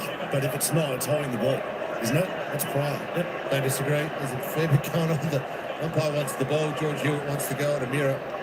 DeConing hit out forward. Warner ducked into that one a touch. And he will get the free kick for a high. Well, that's inconsistent, isn't it? Yep, certainly is. They're either both high or don't pay either of them. That's where frustrations start. Very sure, but I wonder if he did drop a little bit, and that's why it was called high. Chapman. Look down the line. So how Fremantle want to move the footy. Chapman will just go long to a contest. A few players slipping over. Ross was at the feet of everyone after losing his footing. Cowan on the boot up the wing. Warner. A good mark. Go through the middle. A little dangerously, a little nervous, a little slippery it was for Banfield, and that is what is presented to him. Changed his mind a couple of times. And heads towards Voss. Young, a good spoil away. It's back into the hands of Voss, who put it straight into the hands of Hollands. Little 1-2 with Lewis Young. Warner and Motlop wrestle. McDonald to the boundary. It's gone away from some of the principles in that first, let's say, half of this last quarter, where it's been first option, get the ball forward, surge it forward, get it in your forward half and try to keep it there. It's trying to be a little too cute the last 3 or 4 minutes, the Dockers. Well thrown in. The ruck got at it. O'Meara. He's been big in the second half, O'Meara. They've put him inside purely, gone head-to-head with Hewitt. 10-point game. He's holding Fremantle up from kicking away. That one goes straight to the boundary, out of bounds on the full. Can they find a way to put scoreboard pressure on? It's just a 10-point margin. We've still got a stack of time remaining. Lewis Young. Cripps there. McDonald out to meet it. Jackson dispossessed. O'Meara. Hewitt enjoyed that tackle. They certainly did. So George Hewitt's only had the 10 disposals since half-time because of O'Meara going to him hard. O'Meara getting a fair bit of the ball himself. Been a great contest. 35 for the game as Cripps sends it in. Mackay didn't quite reach him. Spills away to Williams. Short kick, not the 15. Durden had to go. Tackled. Mark was paid. Rio fans furious. Durden gets an opportunity. Big chance here for Carlton. Well, I don't think Durden thought this went 15 either, because he thought the call was coming, but as we've learnt a little bit this weekend with a few decisions, you've got to play to the umpire's whistle. Where was the whistle? There wasn't one for a long time. A big moment in this final quarter. The mark paid to Durden. Can he make them pay? The kick is good. The Blues still in touch. It is game on in the West. Absolutely still in this game. Carlton, you expect them to fall away. Let's have a listen to the umpires and their decision making. Yeah. Let him up.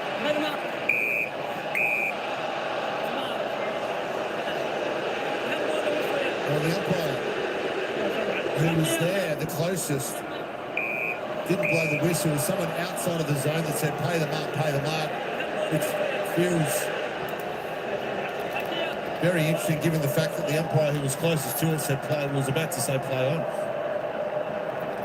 Yeah, Michael Vossi's moved down onto the bench, trying to speak to his group, make sure the energy remains. Not long left in this one. They've done so well to win pressure all day. Carlton fight back. Centre clearance will be critical. On the boot of O'Meara, slapped away by Lord. Cripps, Darcy brought him down. Spills through to Warner. Tackled by Motlop. Great pressure. It comes down to some big clearance moments here. Patrick Cripps has been huge since he has gone back out there in this last term. It was 7-zip at one stage, now 9-3. He almost held there from getting to it in the ruck. It spills the Dockers way. Smothered off the boot of Switkowski. Cripps knocked off it. Darcy gets it moving. Sard there. Battles with Reed. Reed controlled it cleverly and swings it to the 50. Cowan will intercept. Done that well all day. Now they're going to switch the ball. And Carlton be adventurous.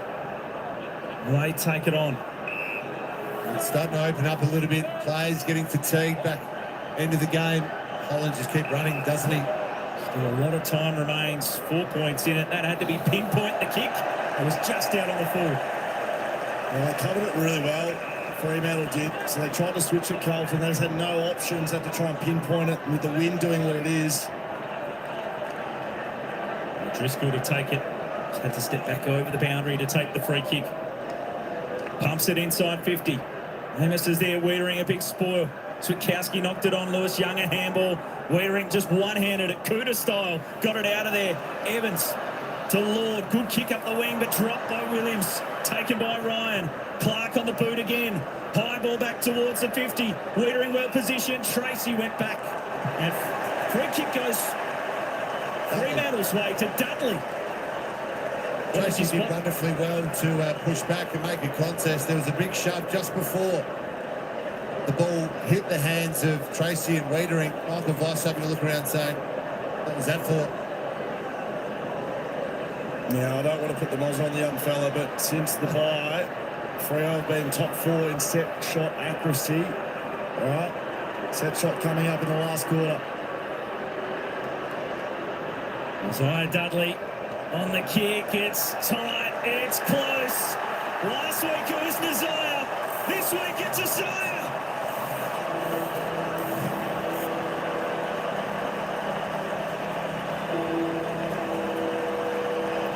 Huge goal late for Fremantle. Steadies things up, puts it back out to 10 points.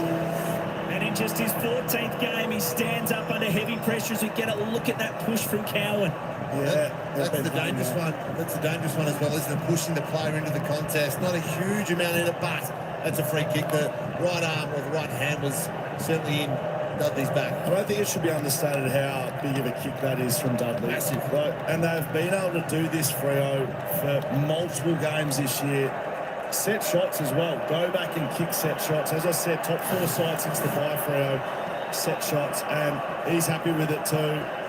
Dudley, love seeing him play, but to go back and kick that from almost 50 metres out when really finals is on the line, that is huge.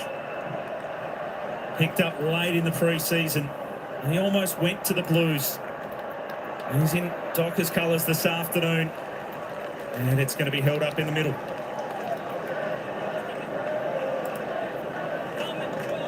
Clearance is 10-3 in this last quarter. And we see another twist or turn. Spills away to Hollands. Sarong was desperate. Jackson in there. Switkowski's kick goes sideways. Cowan after it. Frederick there too. Sarong beeline it. Down low. How did he pick that up at such pace? High kick forward. Haynes intercepts. Now Carlton have to go. They roll the dice. They put themselves under pressure. Sard just got it away. Lewis Young in trouble. Fremantle hunting after them and winning the battle.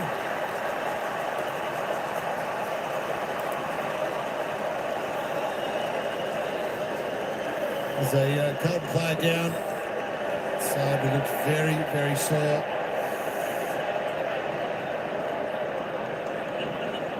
So they do have to take it on. Just going back to the play. Great forward pressure. It's wonderful forward pressure. It's outside. Might be concussion. That looks looks nasty. So Bolton, the tackle. Just copped an accidental shin from Brayshaw. Completely accidental. So umpire called a throw or a hold in the ball. Let's hope that Adam Sauer can get back up and feature a bit important play today. But that pressure, you're right, perhaps they have to take it on. And it invites that forward pressure. Blood rule. Hassad coming from the ground. Oh, just forced backwards there. The Blues, a really nasty one. So yeah, the shin into the nose. Looks like a broken one as well. Can almost guarantee that. It's a shocker. Does give a bit of time for both sides to reset. Voss is going to have to go back and kick this. A bit of pressure on it now, isn't it? Given another minute or two just to think about the kick. And so long we were still starting that laptop about the trend of this last term.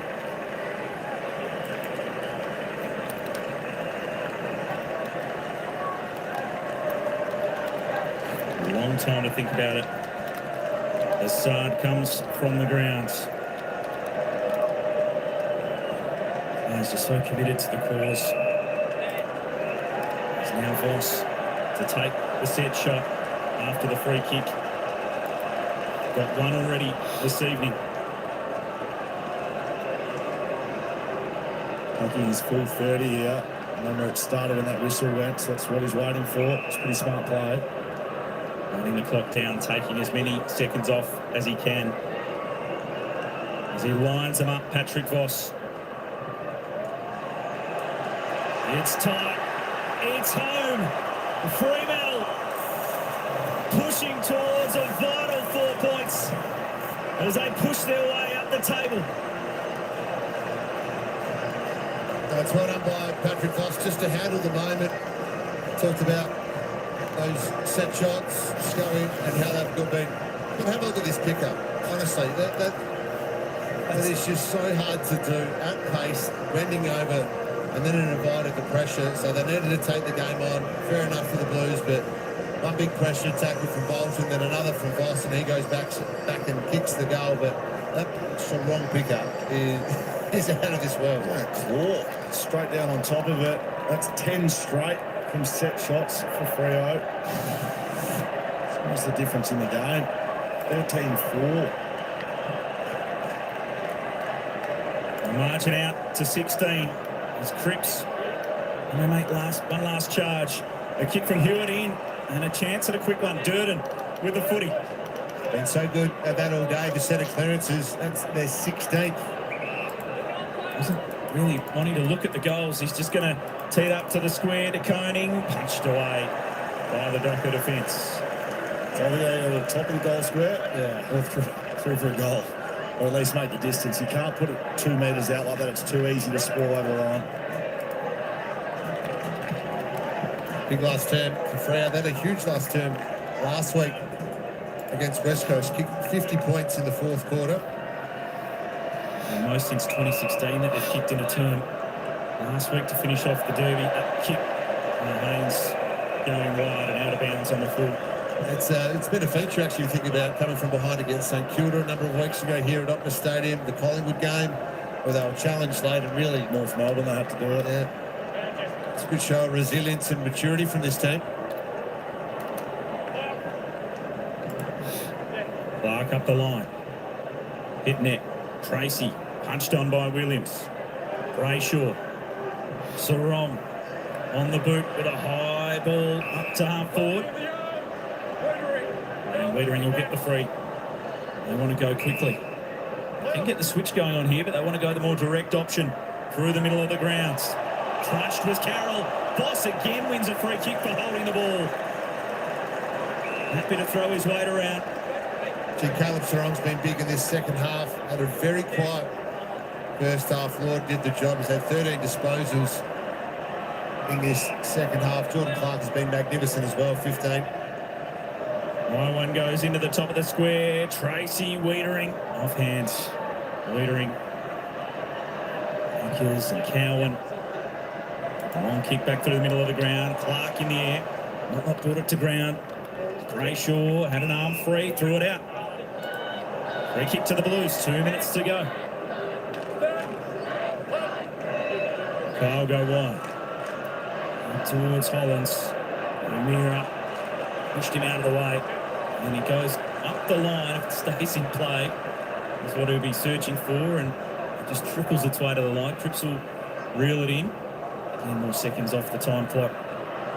Tough equation now for the Blues. They were so brave early in this one. Had plenty of spirit to open up a 24-point lead. And they've just been reeled in as the second half has unfolded. They haven't been able to score. 11% they've gone at scoring efficiency inside 50 in the second half. So they haven't been able to convert, which we identified before the game. Just 2 goals in the second half for Carlton. That one clean bowls everyone. And Voss is away with a run and a bounce as he steadies up. He thinks about going over the top. He will do the team thing. Handball through. Amos will cap it off. Team footy from Freo. And they finish with a flurry. Well, BK Voss has had a huge last term, got the massive tackles, and then that one was out the back, and he played it really smartly in the end. Kept running towards goal, took his grass in front of him. So wrong. We talked about how well he has played this last quarter in particular, but most of this second half, and then Amos running away from goal. Voss does the team thing over the top, and he gets another one. I've really liked this development. Probably second half of the year I've noticed that the most at Freo around being good teammates and not having to be the person that does it. When it's your turn to stand up, you need to, but bringing everyone into the game and playing your role, I think they've done that really well, and that's why they've won so many games in a row. They're able to play their role. Amos with 3 goals, Tracy with 3 goals, Voss with 2. Key forwards. And that's a look at what it means for the season. Their percentage the highest in the top 8, so they need to keep that advantage in terms of games clear of those chasing. Play the Bulldogs in the run home. Games against Port Adelaide and Brisbane to come. Now Cripps to Hollands, spun right around and holding the ball. That was a strong tackle. It wasn't a sling. It looked like it, but it was so strong. He just stopped him in his spot. Darcy will heave it inside 50. He'll direct it straight down the throat of Wettering. And a 50-minute penalty against Voss for knocking it out of the hands, was it? Yeah, it was there. Yeah, it was just a bit late, a bit like the Tracy one earlier. Unnecessary. Not in the marking contest. Here's the tackle. It's a big one from Darcy. And ball in, out the back. Just off hands, Ryan will retrieve it. Warner on the boot. Out to half-back, Switkowski. Enjoying a little leap over the top.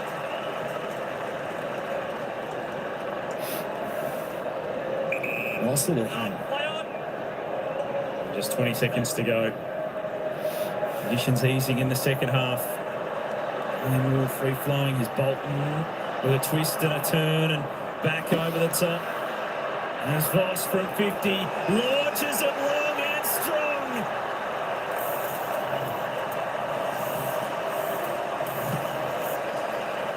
Another one to cap off a productive afternoon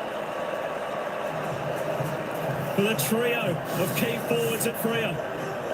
There's a lot talked about the Adelaide key forwards, and they certainly the team to be the 3 key forwards to really admire. But Pat Voss, Josh Tracy and Joe Amos, then you throw in the wild card that is Luke Jackson that plays forward. It's a pretty good mix. Yes. It rivals Phil Fogarty and Taylor Walker mix. Yeah, well, in the last 5 weeks, so we've got those 3 tools and they've done great things, but those 2 ruckmen as the wild cards, they've kicked 8 goals in the last 5 weeks from set shots as forward, so you almost got a 4-pronged attack.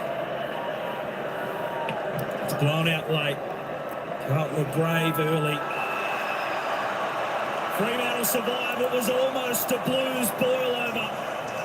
They hold firm for a vital 4 points in a comeback win in the West.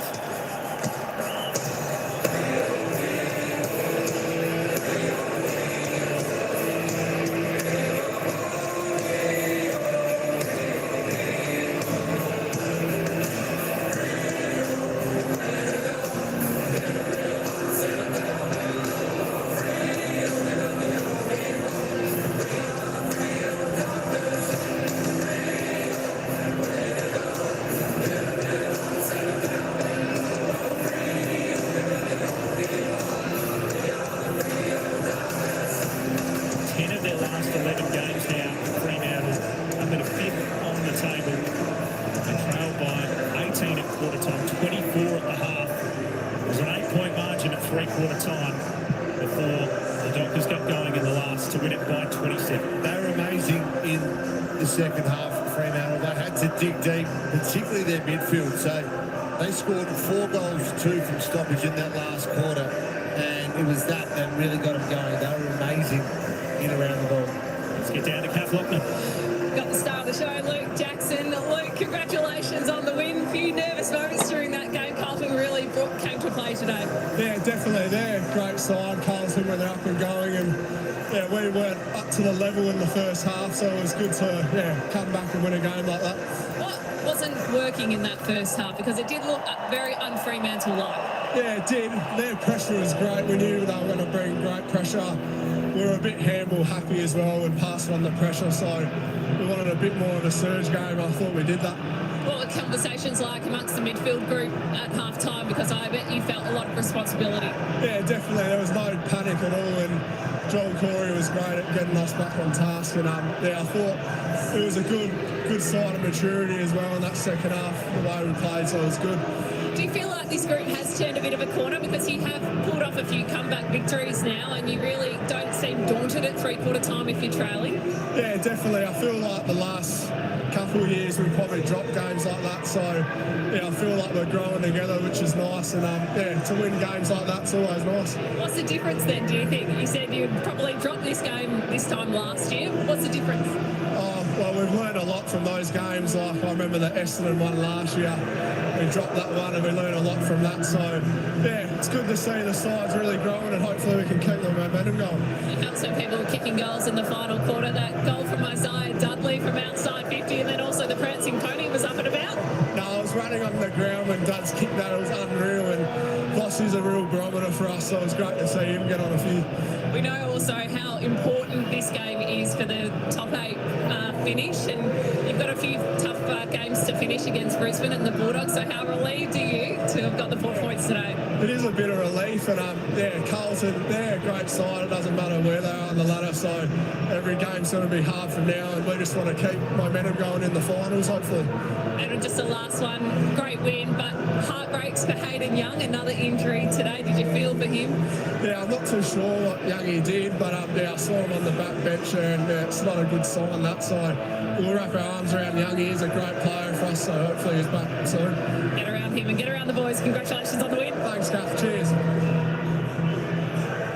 So it's an early scare for the Dockers, but they get the job done at the end. 10 wins out of their last 11.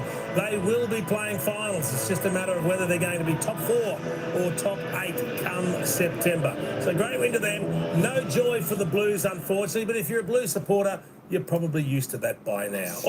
All right, folks, there we go. Well, I'll tell you what, the Freo way to go. The Dockers got the job done. Oh, yo. Go Freo. Blue Boys crumbled under pressure. I tell you what, they certainly do that in the second halves, don't they? But, look, they gave it a shot. I think both teams were pretty much out on their legs at the end of today's game. The Blues could only manage 1 goal 3 in that final term. And, of course, the Dockers put on 7 goals 2. And I think that certainly helped the Dockers.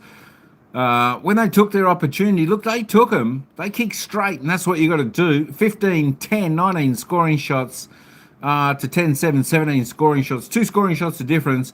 But accuracy certainly helped the Dockers, especially in that final term. 7 goals 2 to the Dockers. They were just fantastic. And, with a couple of tough games coming up, looking at that ladder, I think that's good. That puts them a game clear. 2 games clear, of course, of the Western Bulldogs, who they've got to play. I think they played that in the last round. So that could be an interesting game. They still want to have 2 games clear of them because their percentage, the Bulldogs, are so much higher. But there we go. Freo, you can only win. You did that today. It was a season-defining game. They got the job done. All right, let's have a look at the goal scorers for today's game. And, of course, Paddy the Prancing Horse Pony, Paddy Voss, he ended up with 3 straight goals. Josh Tracy, 3 straight goals. Jai Miss, 3 straight goals. 9 straight goals from those 3 lads. Isaiah Dudley, 2 straight goals. I tell you what, the boys on song Swiskowski got one. Murphy Reed got one. He had a fantastic final quarter. Old McDonald got a goal. Luke Jackson, ring-a-ding-ding. Hey, he got one too. For the Blues, Francis Evans got a couple. Williams, O'Farrell, Motlop, Moyer, Mackay, Fogarty, Durden, Akers. They were your single goal scorers, Tino. They were your single goal scorers for the Blues. The ball magnets, George Hewitt, I tell you what, they clamped down on him in the final quarter, did Freo, fantastic. Ended up topping the table with Paddy Cripps, who tried his heart out, both lads on 36 touches. Jordan Clark lifted 30 touches there for Freo, 5 clearances. Luke Jackson, what a star, 27, kicked a goal, 18 hitouts, 8 clearances, 5 tackles, the big man. My gosh, he just shouldn't be able to do that. I don't know how he does it. He's fantastic. There we go. Andy Brayshaw with 23. Caleb Sarong looked reasonably good in that final quarter. 8 clearances, 19 disposals. Well done to him. Certainly need him up and firing in the next few games. Shai Bolton ended up with 16 there for Freo. I tell you what, Shai Bolton, word of advice, stop showboating around. Stop showboating around. You don't need all this look at me time. He did that too often today. And, you know, a lot of the times he did that, it cost Freo going forward. Why didn't the Pies beat the Lions to get us in the top 4? Yeah, look, I know, but the Pies, they were absolutely pathetic last night. They've been pretty ordinary the past month. They're struggling. I just about written them off, I think, for a shot at the flag. I think it all comes down to 3 teams. I think it comes down to Adelaide, Gold Coast, Geelong. I think they're definitely your favourite teams. I think Adelaide is by far and away the team to beat this year. They just played solid football for a long time, and it continues. Pinay there, he had 15 touches, 23 hitouts, 2 clearances there. I know, I was hoping they'd win, but I tell you what, their connection just doesn't seem to be flowing that well. With the Pies having trouble in the forward line, their back line was looked weak, slow. It just didn't look organised. Magpies there, Gold Coast in the mix. I think they're in the mix. They are your player stats. We'll have a look at the ladder in just a moment. Let's have a look at the team stats. Carlton, they were plus 51 in overall disposals. Disposal efficiency 65-66, a little bit low for both. Free kicks, there was plenty of them. Just looking at the inside 50s, look, Carlton had their chances, didn't they? 46, they were plus 2 inside 50s, the Blues. 46-44 for the Dockers. And what was it? What was the scoring shots? 19-17, so they did fantastic. 44 inside 50s, 19 scoring shots, that was good. The free kicks were a little bit high today. 27-21, that type of game. Some of the umpiring decisions, especially that mark that Carlton got, kicked a goal, that went all of about 5 metres. It was a little bit bizarre. It was a little bit like a ball in the Geelong match today. It went about 50 metres high, but it covered about 6 metres of ground, and they called that a mark. Yeah, Crows yet to be tested in finals. Look, they are, but I tell you what, they're a good side. I think they'll hold up. They've got experienced players, though, don't forget. They've got experienced players. So I think they're a big chance. Thought you meant Brizzy. No, look, Brisbane, to my mind, Brisbane were pretty ordinary last night. It's just Magpies were just so much more ordinary last night. They just don't look like contenders this year the way. You know, if we go back 5 weeks, yeah, look, they were probably a couple of the teams that looked like they were the teams to beat this year. But I tell you what, they want to absolutely flip their performances around and the way they go about it. Brisbane and Collingwood to be a chance, I think, this year. I think just the way these other teams are going, it could be the way. But just looking at the clearances, Dockers got on top there, 50-43, plus 7. But gee whiz, Carlton smashed them out of the centre, 16-7 plus 9 there, but the Dockers were a lot better around the stoppage clearances.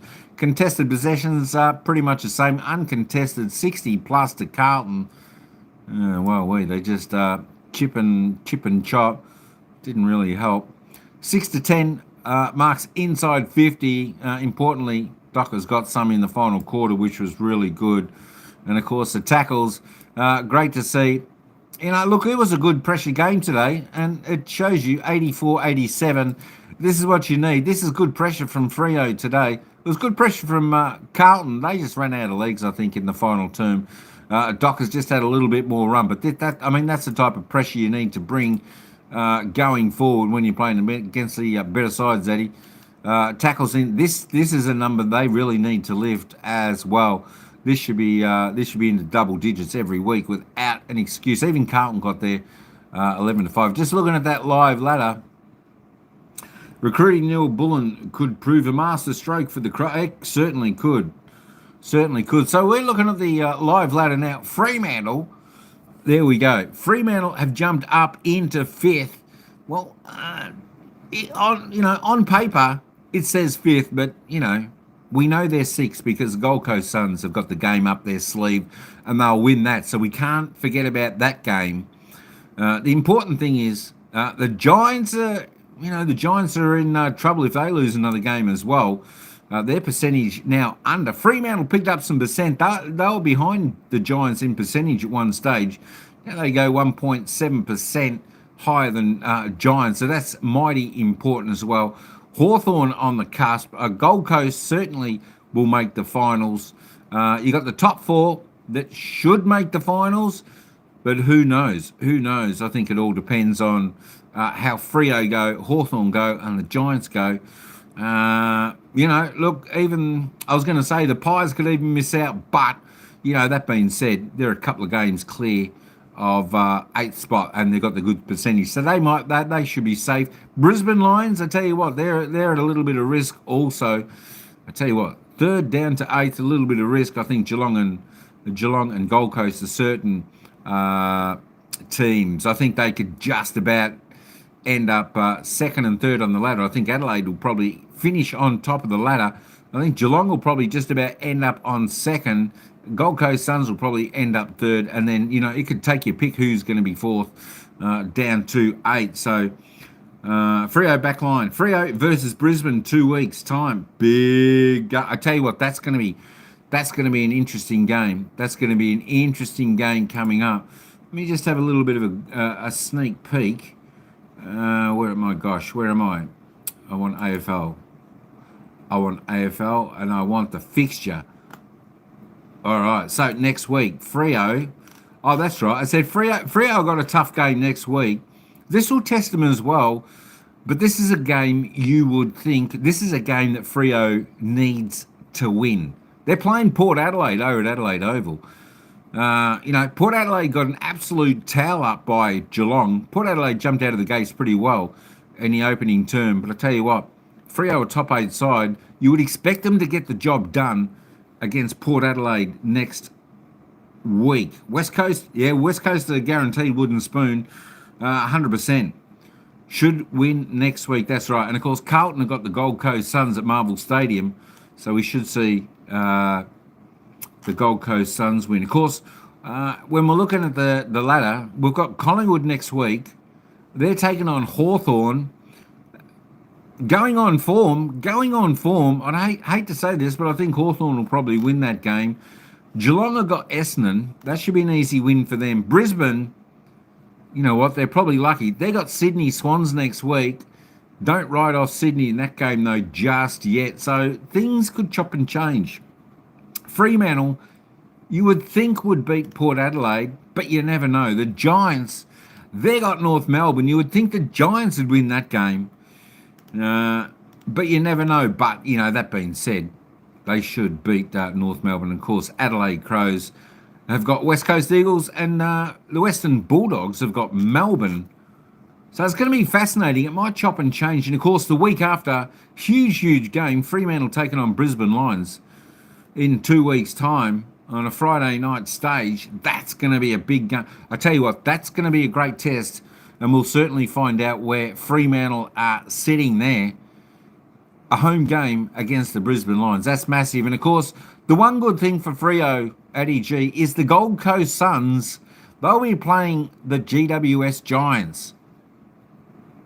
You would expect Gold Coast to win that game at People's First Stadium.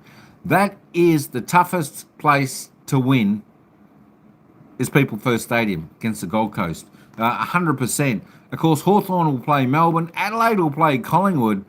So Collingwood could respectively drop the next 2 games. They could. Sydney will take on Geelong. You'd expect Geelong to win that. Western Bulldogs get an easy game playing the West Coast Eagles. And, of course, the last game of the round, the Giants have got their chance to win the last game. They'll be playing St Kilda, but St Kilda have won their last 2, so they're on fire. Adelaide Crows will go on for a big win against North Melbourne in the final home and away season. And then it could be, again, a season-defining game. Western Bulldogs taking on Freo. Well, I do expect the Western Bulldogs to actually get up in that one at Marvel Stadium. But another great test for Fremantle to see where they're at. If they can win that, you just never know. Collingwood will take on Melbourne.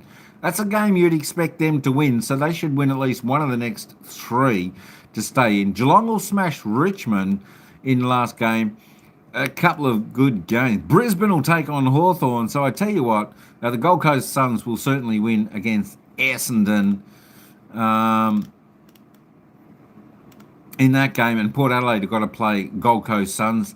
And, of course, the extra game, Gold Coast playing Essendon. So it's going to be a fantastic run home.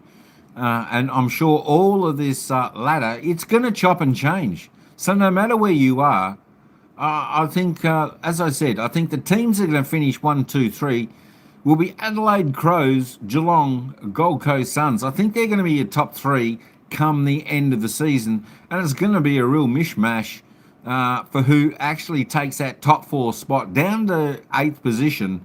The problem is, I tell you what, there's a good chance. There's a good chance. You know, they're playing, who did I say they're playing? They're playing Hawthorn. Oh, my God, now I've forgotten who they're playing.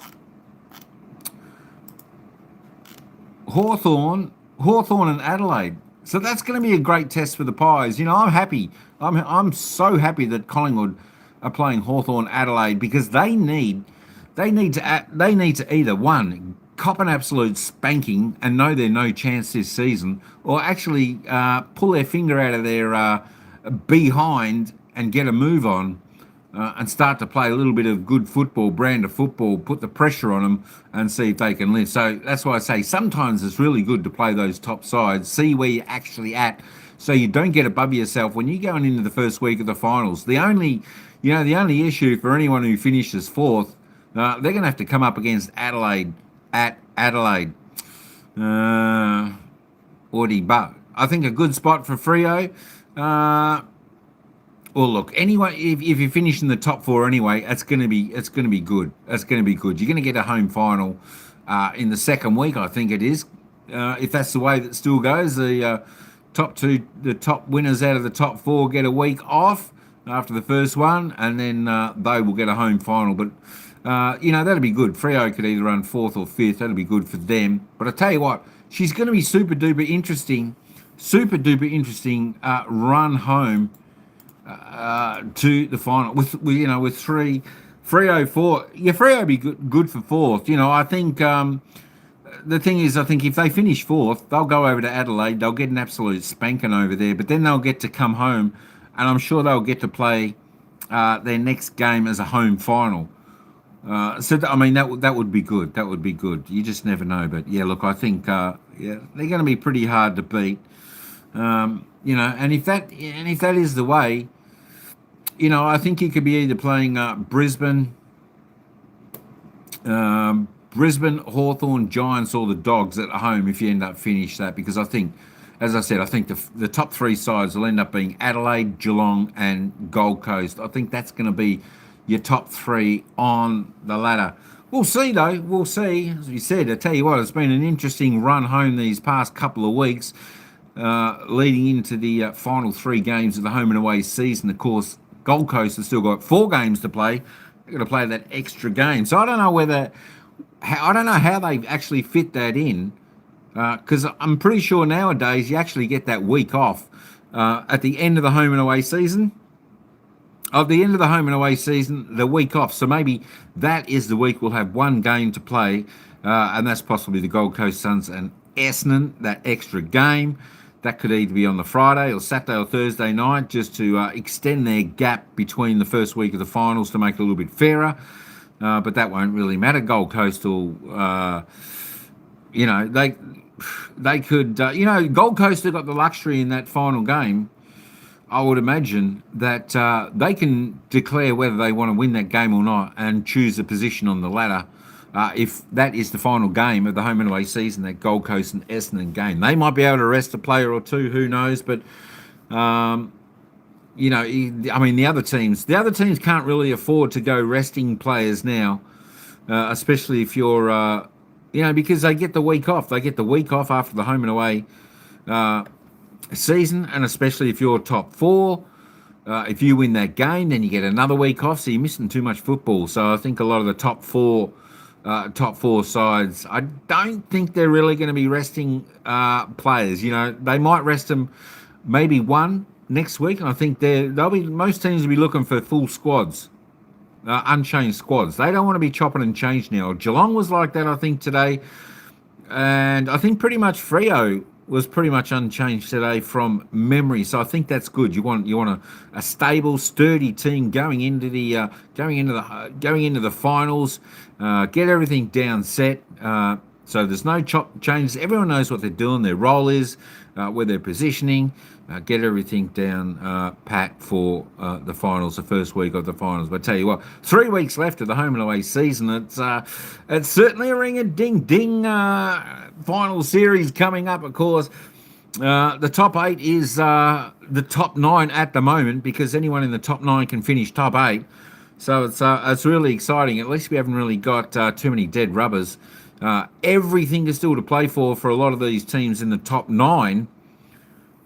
And the ladder can change, not just by your win, but the ladder can change game by game by game movement in that top 8 position. So that's going to be fantastic. That's going to be exciting, and that's certainly going to be worth tuning on in, listening to all these games that we got coming up. I'm just trying to get back to, there we go. So don't forget, that wraps up round 21 AFL football action, season 2025.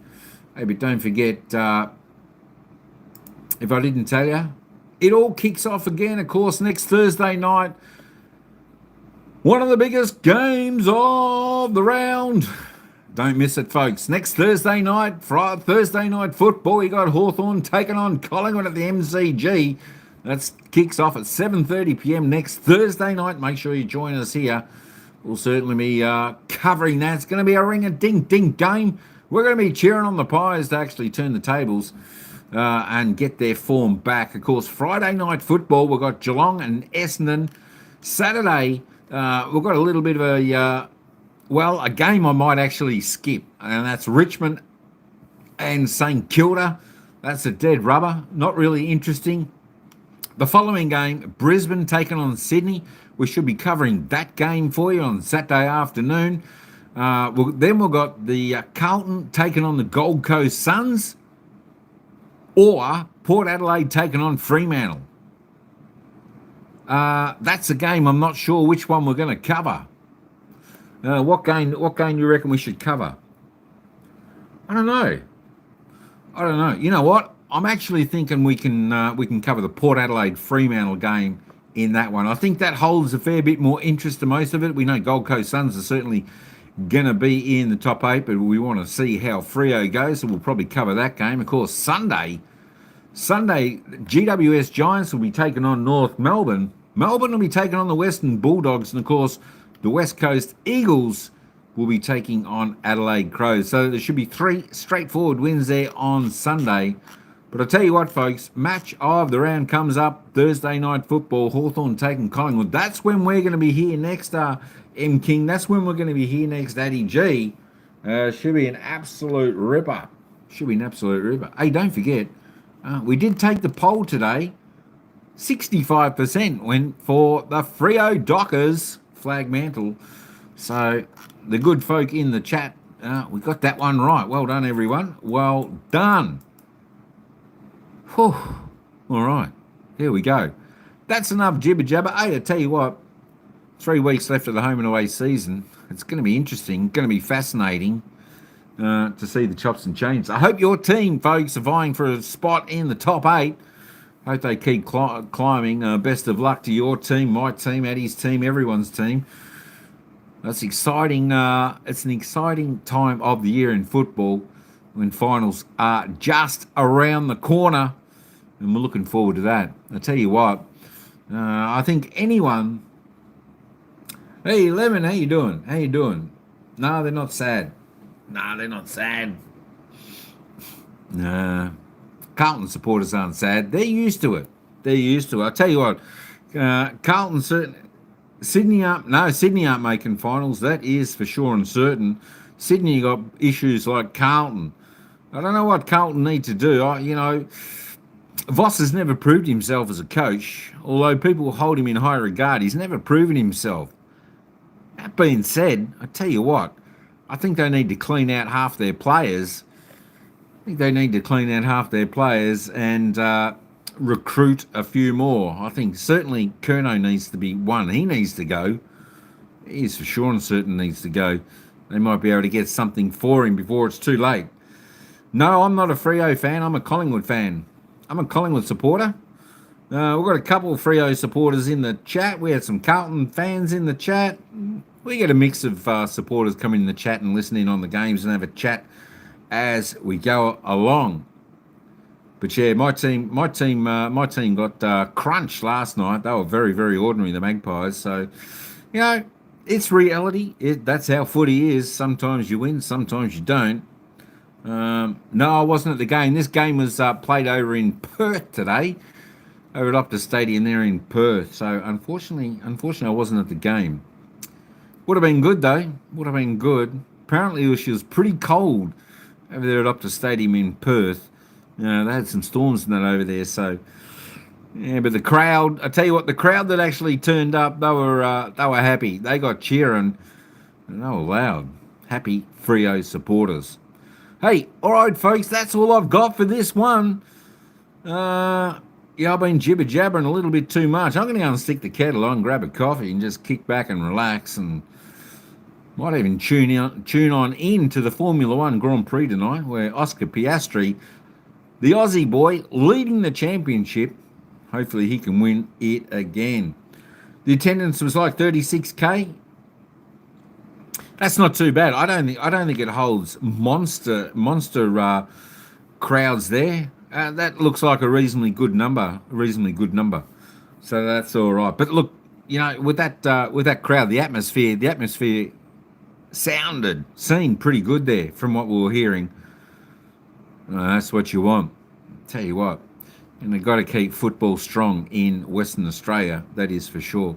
All right, folks. Hey, thanks all for coming on in. Of course, Freo, tell you what, they come from behind. They did it again. 27-point winners over Carlton today. Freo keeps them alive for the finals this year, 2025. They're on track. Can they keep going? All right, folks, that's all I got for this one. Hey, until next Thursday night, AFL football action again. Thursday night football, Hawthorn taking on Collingwood. That's when we'll see you at the next AFL football game. So until then, ciao for now. Thanks, everyone. We'll see you at the next game.